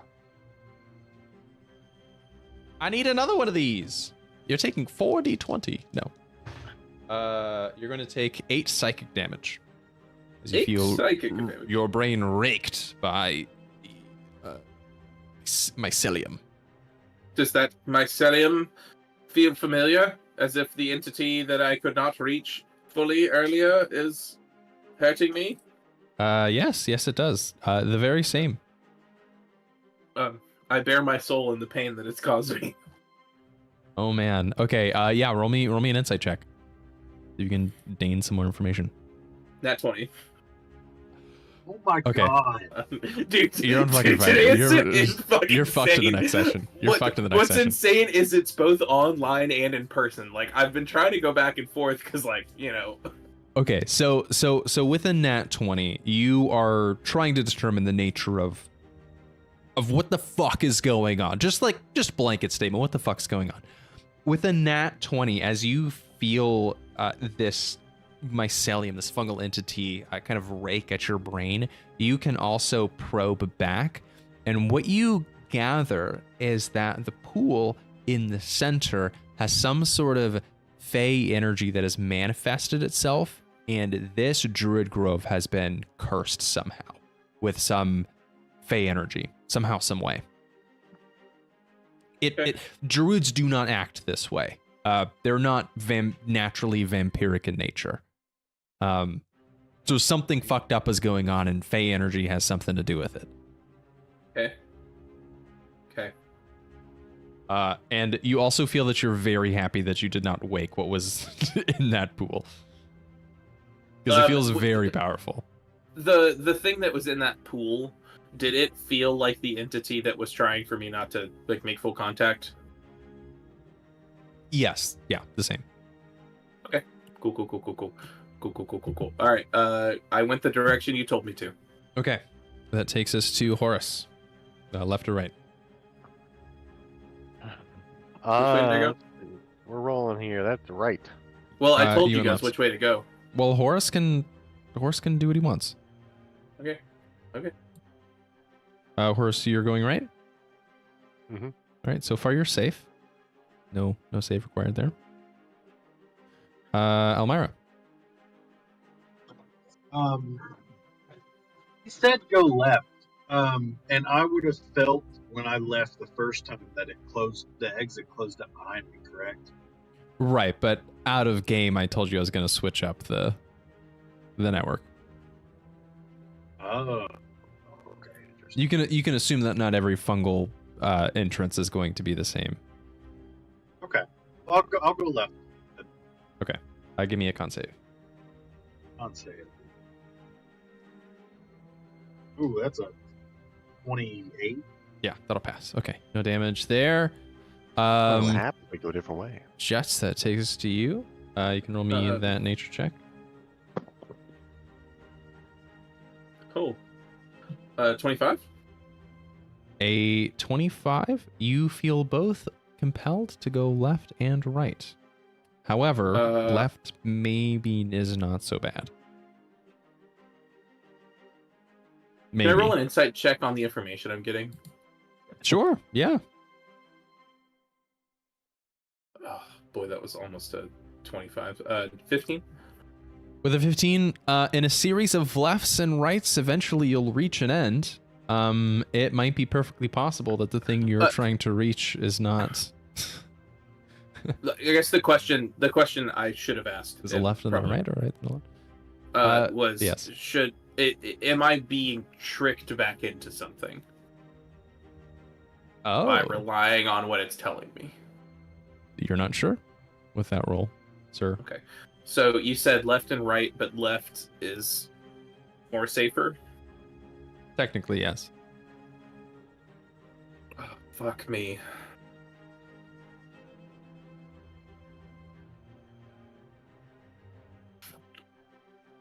While in this,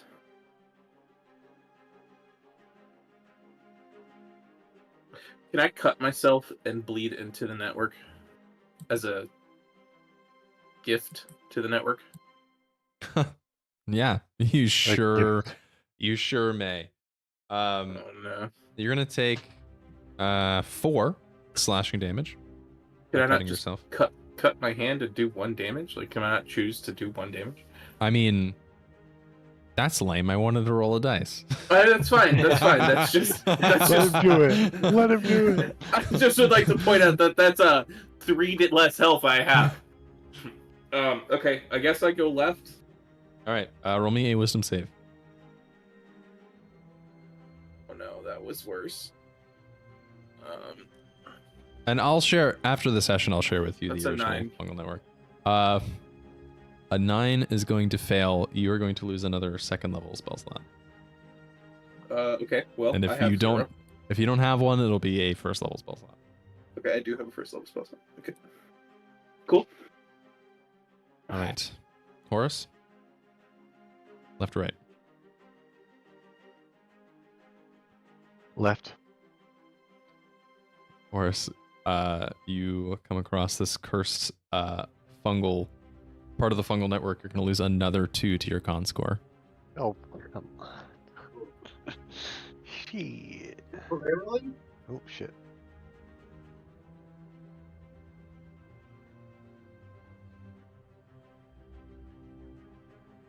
All right, Almyre.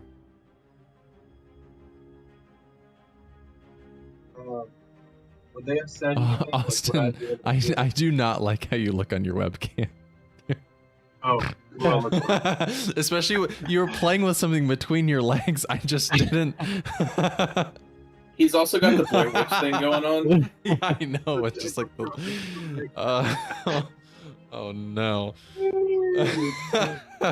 my bad. I was just leaning back playing with a deck of cards. And I guess you You're couldn't see that.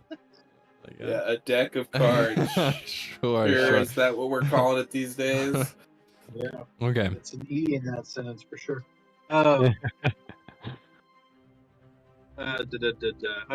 I have felt which way they were going? Well, if you were paying attention, sure. I mean, I feel like I'm telling everyone which way I'm going, but I mean, it yeah. doesn't help. It doesn't help Horace anymore. Yeah. I'll follow. What's his name? You want to follow Jeatz left? Jeatz. Okay. Follow Jeatz, Give me a wisdom save. Wisdom save.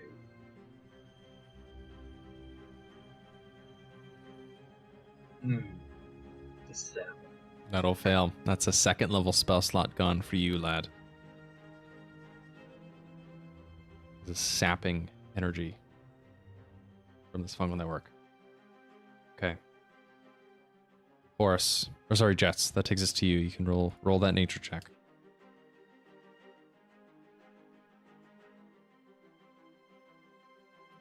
Woof. It's a good thing it's not that nat 1. 19? Okay, with a 19, you feel compelled to go right. You can see the light at the end of the tunnel.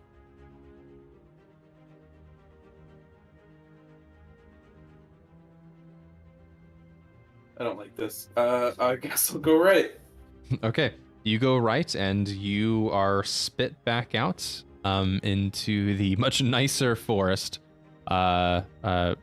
You hear the babbling brook of the river nearby, and you feel yourself having escaped the Druid Grove. When we get spit out, is it into a circle or is it just into an area? Just into like a bush, like a singular mushroom would have spit you out. It's like tree shred, basically. I guess like a fairy circle is how you get into the fungal network, but any given mushroom can spit you out wherever it needs. Okay, that makes sense. Wherever it needs to. Okay. Horace, that is your turn. You can only go right because if you had gone left, that's where Jeatz would have ended up. So going right will No, I went right. No, you he went a different with way. how the tree works. Gotcha. Horace, you going right will let you leave unharmed. So you also get spit out into the brush. You hear the babbling brook nearby. I take a long rest when I get out. just fucking fall asleep. Your con scores are reduced by 4 at this point. 4. Yeah, it's pretty low. Okay, so that takes us to Almyre's turn. You only have one option at this point because you're just following the left tree. So give me a Constitution saving throw. Constitution saving throw. That's a natural 1. A natural 1. Okay, you are going to take 12 psychic damage. I have something I want to do when I see Horace pop out. So. Okay. I don't know if initiative matters. So. No, you may do that. Almyre, you get sped out into some underbrush, hearing the babbling brook nearby, and we'll switch scenes back over to the forest road. The second I see Horace pop out, who is, yeah, I guess he can't be invisible anymore, right? Like a concentration wouldn't work in this thing. Right? Yeah. No. You definitely have lost concentration at this point. Okay, so I'm gonna run over to Horace and go, give me the necklace. Give me the necklace quickly. I'm asleep. No, hang on. I'm invisible. I had it to him. Cool. I take it and I put it on a rock and I pull out my sword and stab down on it to break it. The Horcrux. Oh, interesting. Okay. You go to stab down. Give me an attack roll with your longsword. Okay. Before I do that, I look at my sword and I go, feed. And attack was a +8. Don't fail me now. That's 12. Is that enough to hit a necklace? That's enough to hit the necklace, but as you strike it with your sword, it just like blinks off. Okay. We're gonna need. I look over at Horace and I go, we're gonna need Almyre to remove this curse. I pick it up. Should have done a long fucking time ago. I pick it up and I point it towards my necklace and I tap it against it and I go, feed. I don't even remember. It's the fucking demon. Wasn't he like, yeah, I like that guy better earlier? What do you want me to do with this? It's just another necklace. Can you feed it off of it? I'm trying to be nice to you. I haven't really used you, maybe if you use it more, it could do something for you. I can give you to someone who might use you more if you want. That sounds kind of like an empty promise. He's like, No. hey, there's only one curse necklace around here. Get that thing away from me. Get that thing away from me. Jeatz, look, I have this necklace, and I think you would probably benefit from it more. You know, since you seem to be you're talking to your sword recently, and I think, you know, if you want another voice to join you. I hear in my head, the sword, the spirit of Legendarius being like, no, all you need is me, baby. All you need is me. And I'm like, no, we're good. Are you sure there's not someone telling? Are you sure that's you that's saying no? I just want to be sure that it's you saying no. Don't feel pressure from what anyone else is saying. Nah, dude. This sword is legend. Wait for it, Darius. -2. I stab him. And I'm gonna actually in that moment I'm gonna take since my hand is probably still bleeding from when I cut myself, I'm gonna like take some of the blood and smear it on the blade. Some of your own blood and smear it on the blade. Burning yours. Yeah.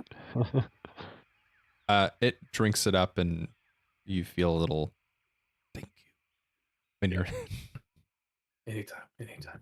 Okay. So now I'm waiting on Almyre to show up. okay. Yeah, Almyre, you get thrown from a bush into the middle of the road where these two are talking to one another.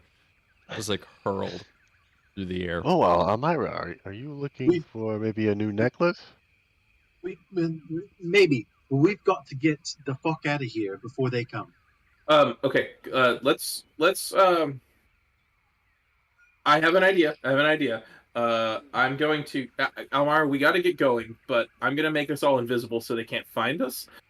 You cast remove curse on this damn thing, and I hand it to you. Oh. And then I'm going to. Never mind. Great invisibility I can't upcast on multiple people. That's fucking stupid. Okay. I guess I'm gonna cast greater invisibility on Almyre. Because if anybody can't be seen, it should be Almyre. And they can cast spells while they're invisible, which is why it's great invisibility. I can also, I can cast invisibility on all three of us.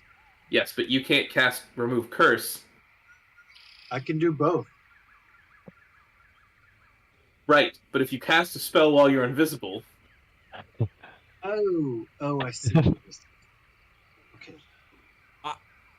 You'll have to be hurting for spell slots. I'm shocked that y'all can even attempt any of this. I am down to first level spell slots. So I do that, and I say, let's get back to town. And you guys are halfway between Last Hearth and Duvos at this point.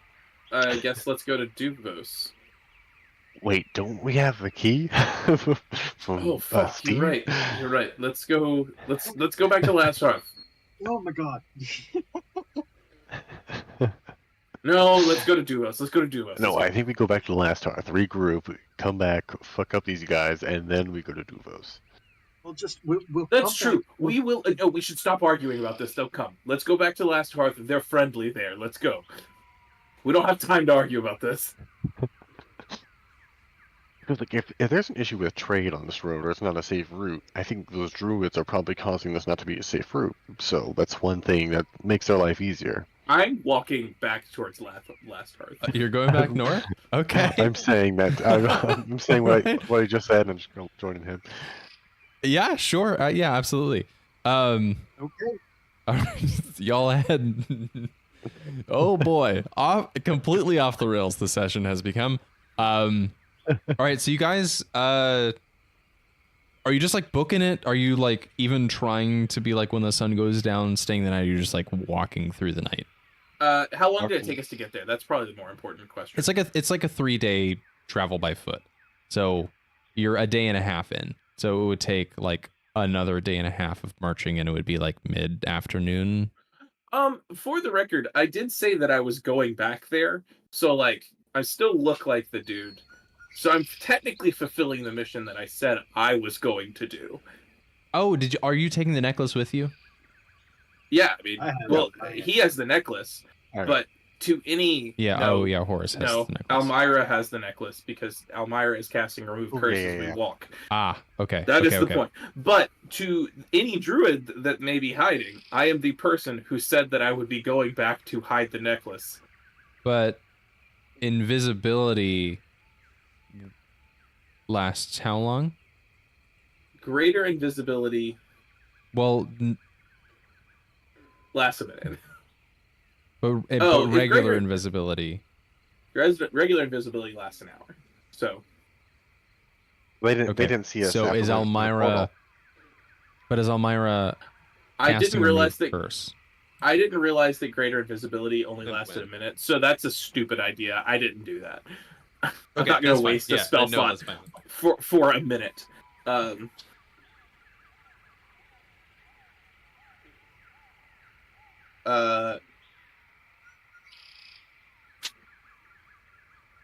How long does remove curse take?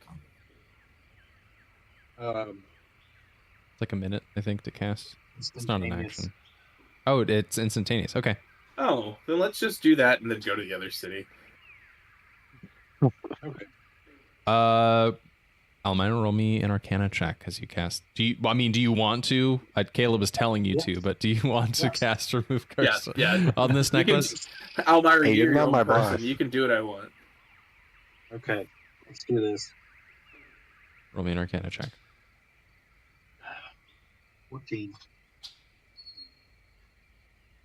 With a 14, as you cast remove curse, you get this spark of divine energy. But that's it before the necklace pushes back and throws you to the ground. All right. Didn't work. We gotta go. All right, let's book it, I guess. Which direction? Last Hearth or Duvos? You seem split. Last Hearth. Do those. Duvos. We're going to Duvos.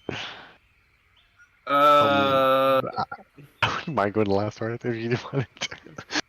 I will not. No, I have a contingency plan. If you go back to Last Hearth, that's not. I'm not okay. trying to push you in one direction or the other. I I genuinely wanna want see to know this what key you're. does, you know? well, first, Almyre, give me that back because I should be Okay. holding on to it in case something pops up. I guess let's go to Duvos.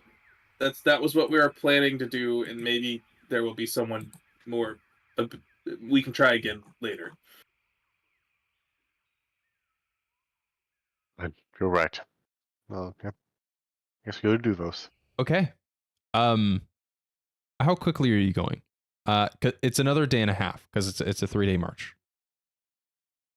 Are you Instead of, like, walking rushing, I think we're just going normal pace. normal pace? Yeah, so if it's a day and a half, I think. Is it completely forest, or do we get to like clearings? Like, what's? It's just it's a standard road. Mhm. You're like in the forested part that's like in the middle of the Mhm. road. Let me pull up the map and I can illustrate where you are. I don't remember if here we are. Okay. Left it as a prop.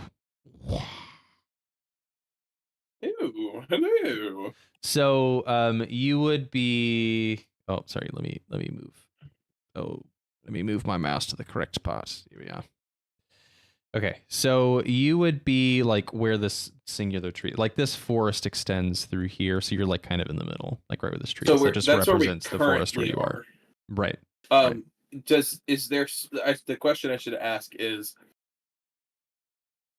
there a point where we stop being in the forest before we get to the city? Yeah. Or does this? Okay, then I would say, how can we walk until we get out of the forest, and then take a rest? Yeah, like you wanna. Yeah, like you're walking along the road. Okay, just to narrate, you're walking along the road, and at the end of the forest, like a 3-hour walk, you find sort of this rundown shack, with patchy roof. It looks like clear skies. You can take a rest in that if you'd like. Not a long rest, given the rules about the long rest that I've set forth about traveling and long rest and stuff like that. Yeah, well, and the idea is that we're far enough removed from the forest That it's not Yeah. like, oh, we're out of the forest, we're safe. But we're right. not. Yeah. Okay. Yeah. No, you're not getting ambushed in your sleep if that's what you worry about at Yes. this stage. Okay. Yeah. So we'll take a little quickie. Oh, sure, a little quickie. That's my rap name, little quickie. Little quickie. Okay. Okay. Yeah. So you take a nice rest, not a long rest, a nice rest. You can take a short rest. You can take a short rest as you sleep for the night, underneath the stars, outside of Duvos on the other side of this forest. I see short rest and long rest, but I don't see quickie rest on here. Quickie rest is actually right in between. It actually came so fast you didn't even notice. Oh. Oh, jeez. Dick of so, cards. That's what Austin said. Yeah. On short rest, or I don't know if this is an update with D&D 1, but on a long rest, all your hit die don't come back. Wait, what? Yeah, it's a I can't hold on. I've got to look Recover at the rule. 3 hit points, up to 4 hit dice, action surge. Yeah, that's some bullshit. You only get like 4 A of your hit reset. dice. Maximum You don't get all your HP, hit dice increase anymore. rest automatically apply healing dice. And you don't get your... Oh, I just am missing 9 HP. Are you sure that it's not just saying you're recovering the hit dice? Austin, how many hit dice did you have left?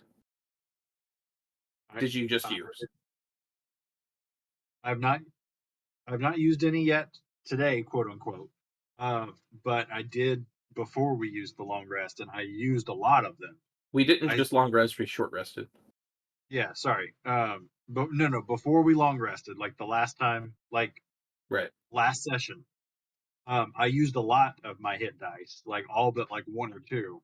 I have regained 4 or 5 of them, but I'm still missing. Why would you 3. have regained any hit dice? We didn't long rest. We did last session. But not since D&D 1 came out. Oh, well then this was on D&D 5e. The last long rest we had was before we left. Before we fought the it was after the temple, but before we fought the rats. We haven't long rested since we fought the rats.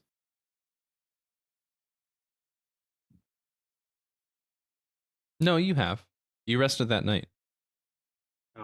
Oh, then I was missing a bunch of spell slots, and I don't know what would have happened between that and nothing. No, you rested that night. The next morning, you went to talk to Fresk, and then left.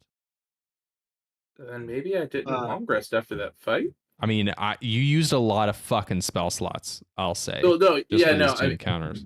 Yeah, but that's the question I have is because I used 2 counter spells. I used 1 4th level Chaos Bolt. And that's the only spells I've cast. But I was already missing 2 level 2 spell slots. All of my level 3 spells, or 2 of my level 3 spell slots, 1 of my level 4 spell slots. So are we sure we long rested after the rats? Because sure is there something that would have happened between the rats and this, or is that just the first thing that happened? I think we did. Y'all long rested. They have like almost full health. Yeah. So And I unless had you, all my unless you superior did hit it points wrong on before your we end. started the Then session. can now. I just recover my spell slots that I'm missing and my sorcery points? Like I'll keep the health and everything. We can also go back and look at the. I don't know how to go back. I know where my character sheet was before this session. Regarding spell slots. Like I'm not just trying to BS spell slots here.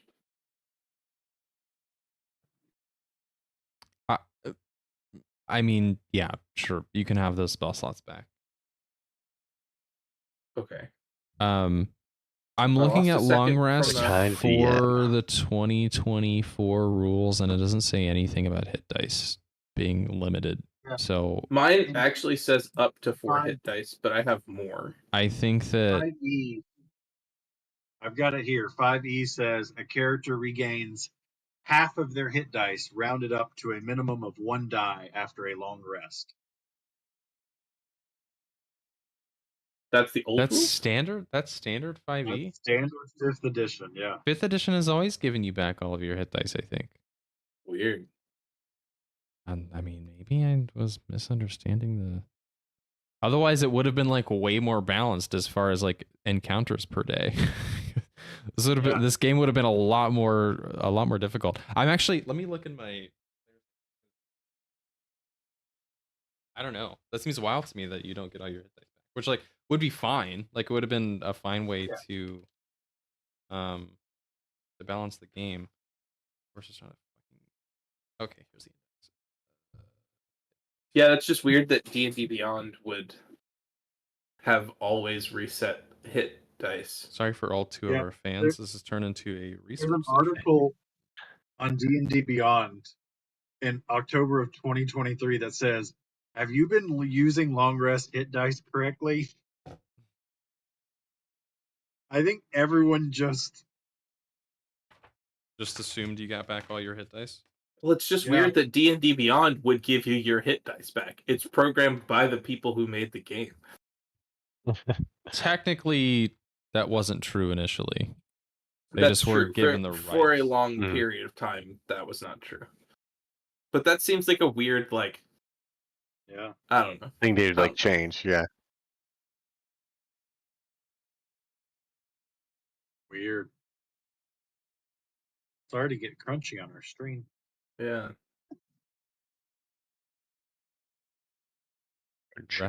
Resting in chapter 8, adventuring. Okay, so I used 4 sorcery points. So I'm at Where's 5 now. Aegis chapter 8? Because I'm curious what the original. 5%. Like I don't have a revised version of the player's handbook.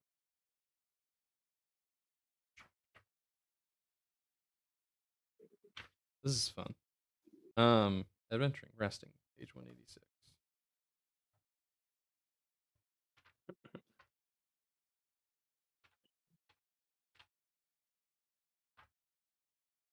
Sorry, y'all. Did not mean to take us down this.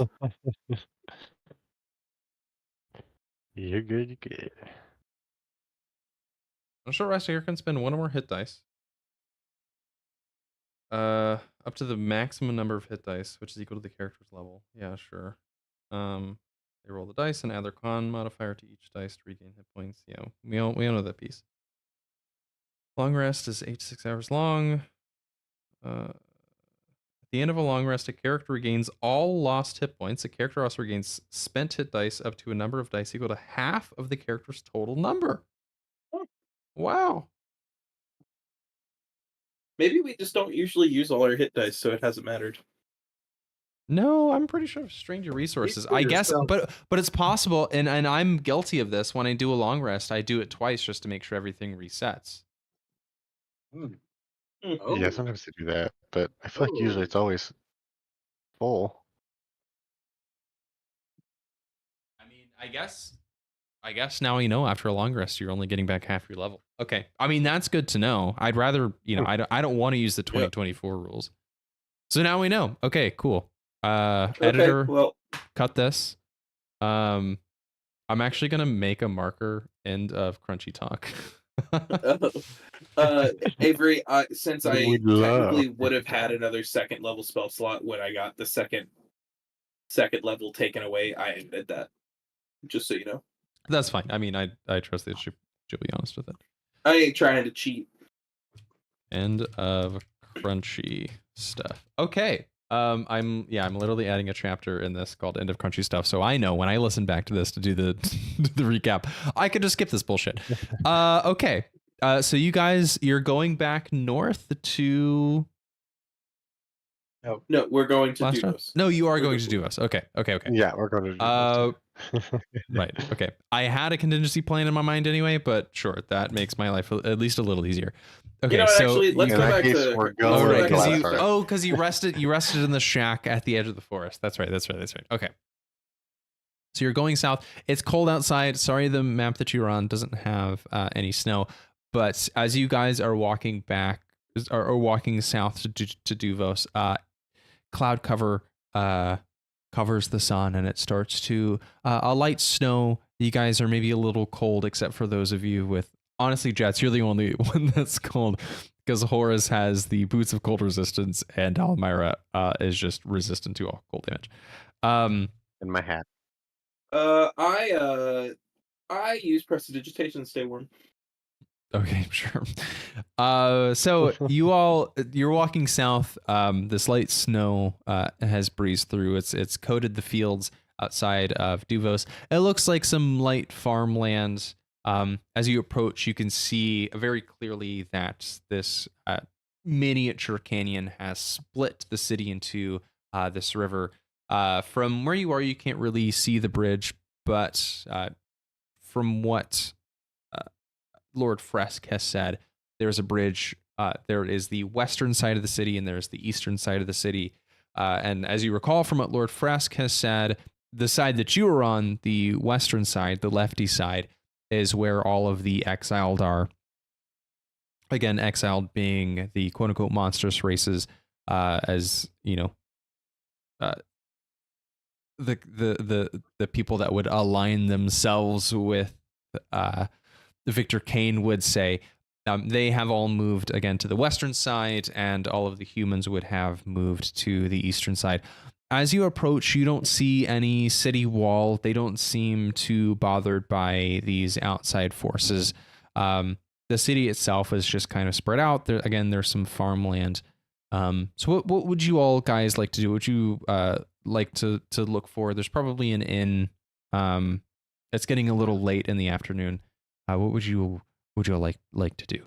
And I can pull up the map. Again, the map that I have doesn't really like explain the more outer pieces. I was more focused around like the bridge splitting the city. So that's what I'll open up here.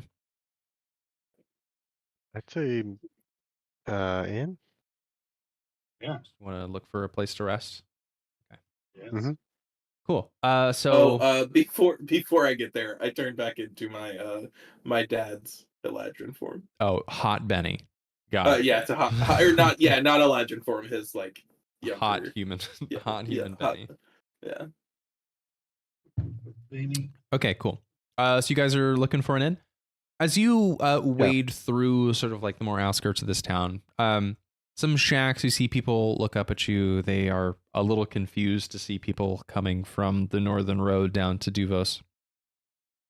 But as you pass through, you find what looks like an inn. You see, well, I guess you can't read, so you don't read anything on here, but what you see is what looks like a brook running over a few stones on the sign hanging outside of this inn. Is this sand that rare? or snow on the ground? This is all snow. As we're walking in, do I this see this is the inn. Gotcha. Do I see any like magic shops or anything like that? No, you don't see any signs that would indicate any sort of magic shops. You see like a normal, what probably looks like a butchery, bakery, like a pottery, but Okay. not Pottery barn. Yeah, Classic. pottery barn. But not a magic shop. And in fact, as you're walking into the inn, you hear some shouting over by the river. Okay. Over by the bridge. I'm gonna check that out. Sure. As you're walking through town, you see this huge orc dressed in like a chef's outfit, but he's covered in blood, and you see a woman, clearly a dragonborn, trying to pull him back, but the orc is shouting across the river at a human across the way who's dressed also in a chef's outfit covered in blood. And you hear this orc saying, longer than you, motherfucker. I'll be the one to have the meat for the royal host. Your meat can't compare to mine. And across the river, you see the fellow yell, Oh, no royal host would have orcs meat for dinner. It'll be me that's hosting the royal feast.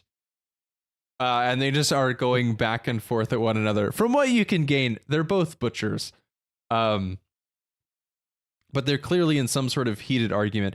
And you see this one person on the bridge sort of like whispering down to this orc, saying something, clearly in this very ornate armor with this white hood, pristine.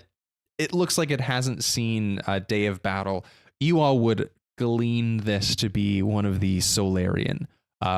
The first Solarian that you've seen, trying to calm this orc fellow down. You see another one across the bridge trying to calm the human butcher across the river down. Clearly it's turned into an ordeal. The dragonborn that's tugging at the orc is whispering, "Honey, please just calm down. We don't need this kind of attention the day before the royal host gets here, please." I'm gonna walk to the center of the bridge. Okay. With, like, everyone I'll walk with you. can easily solve this problem here. Us three, complete strangers, no bias towards any of you, will judge the meat and decide who will serve at the royal wedding. Wedding, right? No, the royal host. Or feast. The royal host. Yes. Yeah. I think to keep it fair, we will provide you both with a basket of mystery ingredients. Yeah. Of which there will be one special ingredient that you must include. If you lose, you will be chipped. They both of these butchers shut up. And you see the dragonborn lady, she whispers into York's ear. He leans down and he says, Aye, I'll agree to this challenge, as long as I can bring me wife. Of course, As a everyone sous chef of sorts. everyone should get an assistant. I think that's only fair. I look over at the butcher. the human on the other side, and he says, Aye. Strangers walking into this town, I'll agree to those terms. Just give me some time to find a sous chef. Okay, well, of course, as you know in these lands, if you do not have a sous chef, you will be assigned a government-run sous chef to assist you in the proceedings. You have until tomorrow morning to gather your sous chef, and in the morning we shall have our competition. We will gather the ingredients. I look over at the Solarian to my left, and I go, "Is there a place we can have this cook-off?" he shuffles over to you, and he says,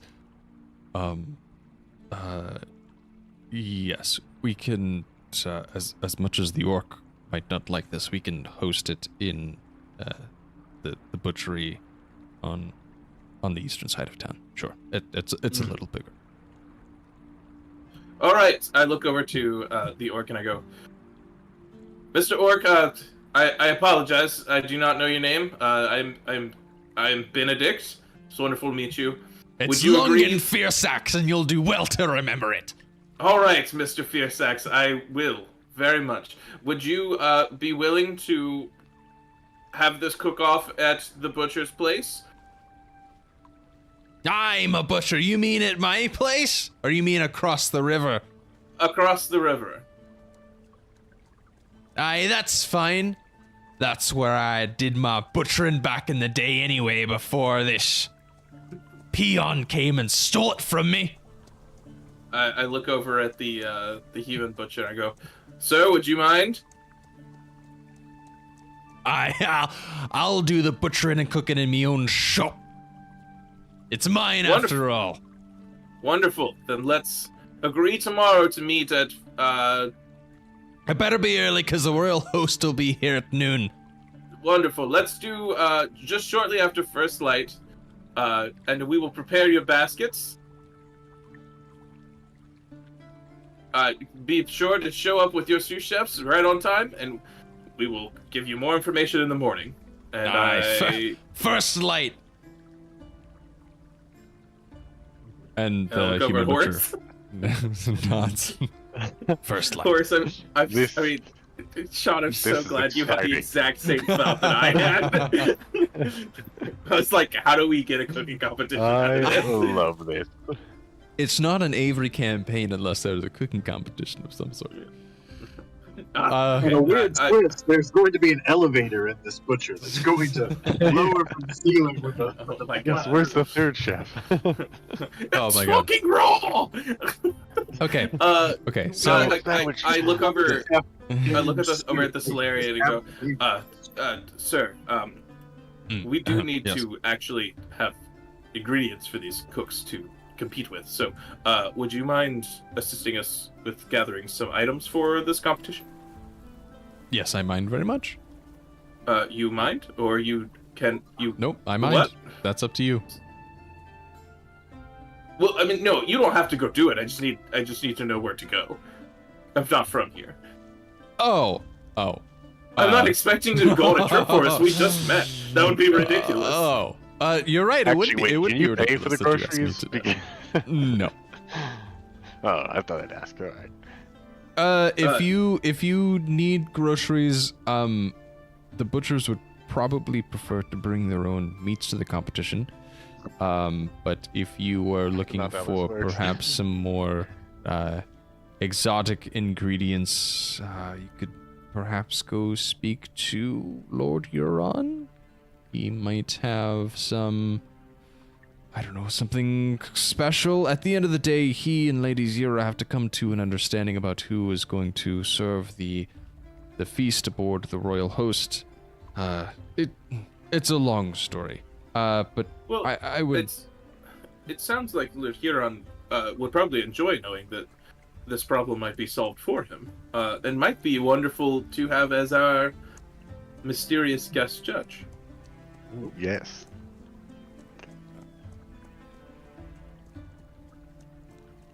Lord Euron, you don't want the orc to win, do you? You seem I a little believe unbiased in in- that situation. I mean, we did very much at the beginning say we are travelers and are very unbiased. Is there a problem with the orc winning? I'm not saying I wanted to or not to happen, but Well, of course. I would there's like to be informed.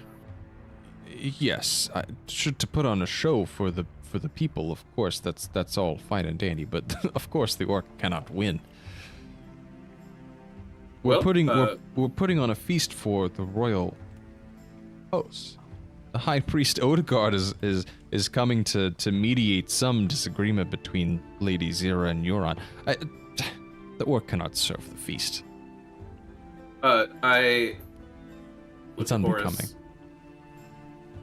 Unbecoming of. I don't know what you're saying. Never mind. I love that I we've think, accidentally cast out the one person who has like a high flare. Right. I I'm think so we can sorry, maybe Aston. come to an agreement here, and let's just, for the meantime, let's just gather our ingredients and. We'll If you work want this to be truly neutral, which I would advise you don't be, perhaps you can go gather some ingredients in the fields. Maybe you'll find some exotic rabbits. Yes, That's that- not for that- me to concern myself with. That may be You true. really don't sound confident about that. It's just a joke. Before you go, what is the disagreement that they are trying to solve? He looks over his left shoulder and looks over his right shoulder. You're not from around here. No. I would like to say once again at the very beginning we did in fact say that we were not from here. And we're unbiased. It's And not for we're the. unbiased. Over We here have just covered. We have now looking off covered. into the distance. both of Obviously, those she's not points. from around. We bullet pointed everything that you need to know. Forgive me for stating the obvious. It is not the job of a Solarian to explain the pedantry of local politics to yokels like you. And he walks off. Well, I think it might be to just kind of saved you from this situation, but okay, fuck you, walk away. All right. I'm gonna go over. I guess I'm not gonna go anywhere. I guess let's Guys, go to the inn. What if we go back to get Varric and he can be the mystery? You know what? Why don't we just go back to the other city? They were much nicer.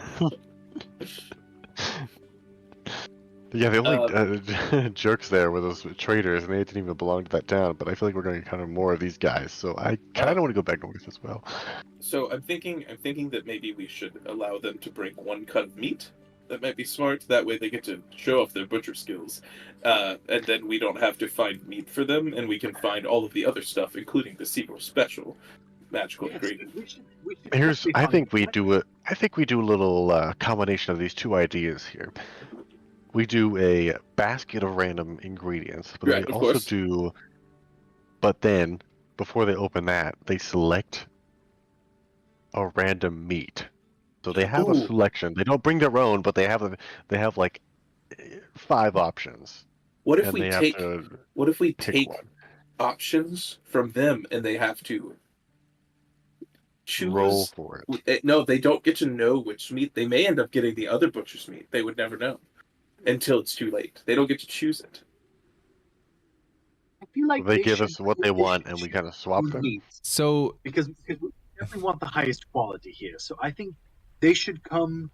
I think we should supply them with all the other ingredients and say you can choose whatever cut of meat you would like that you think would go best with these ingredients. Yes, but they don't get to know what the ingredients are beforehand. We're going to show them the Exactly. right. They're allowed to bring. Okay, we'll let them bring 3 cuts of meat each, and then when the basket is unfurled, they get to choose what cut of meat to use to go with the basket. what if we do this? What if we end the session here and over text over the next week? Absolutely. I will let you all dictate the rules of this chopped competition between these two butchers. And Excuse you me, get it's to the chip DM. competition. We don't You wanna... get to DM for me. The 3 of you get to DM for me, playing out this Okay. chopped competition. Fuck How does that sound? Yes. Okay. Then I have a request. Okay. Can we just come up with ingredients and hand wave how we got them? Or are you? Gonna Yeah. Oh, actually... yeah. No. Okay, absolutely. cool. Yeah. Absolutely. You can come up with Okay, whatever we'll the just hell be you like- want. For some reason, the inn had this mystical rare cheese from Sure. the Feywild. I don't know how. Yeah. Sure. Like it's rare or some bullshit. I've fucking got it. I've got berries that I've been slowly feeding fucking Pascal from the Feywild. Yeah. He just regurgitates them. Fey berries. They have some mild magical Alright. effects. All right. So I'll text Sean and Austin, and we'll plan this entire thing. Perfect. Yeah. You 3 DM for me for this competition. I think that'd be a lot of fun. And we get paid enough for this. 2 jobs? What is this? Yeah. I'll have to come up with like distinct voices. 'Cause I think the orc might have like a Scottish accent, and the regular chef is just gonna, I don't know, maybe Russian. I don't know. Well, I'll have to come up with something so I can role play the 2 of them without it being confusing. Since I had like kind of gruff voices with them. Okay. Anyway, Okay. everyone, thanks for watching. Tune in next week for a chopped D&D. Thanks for watching. D&D shop.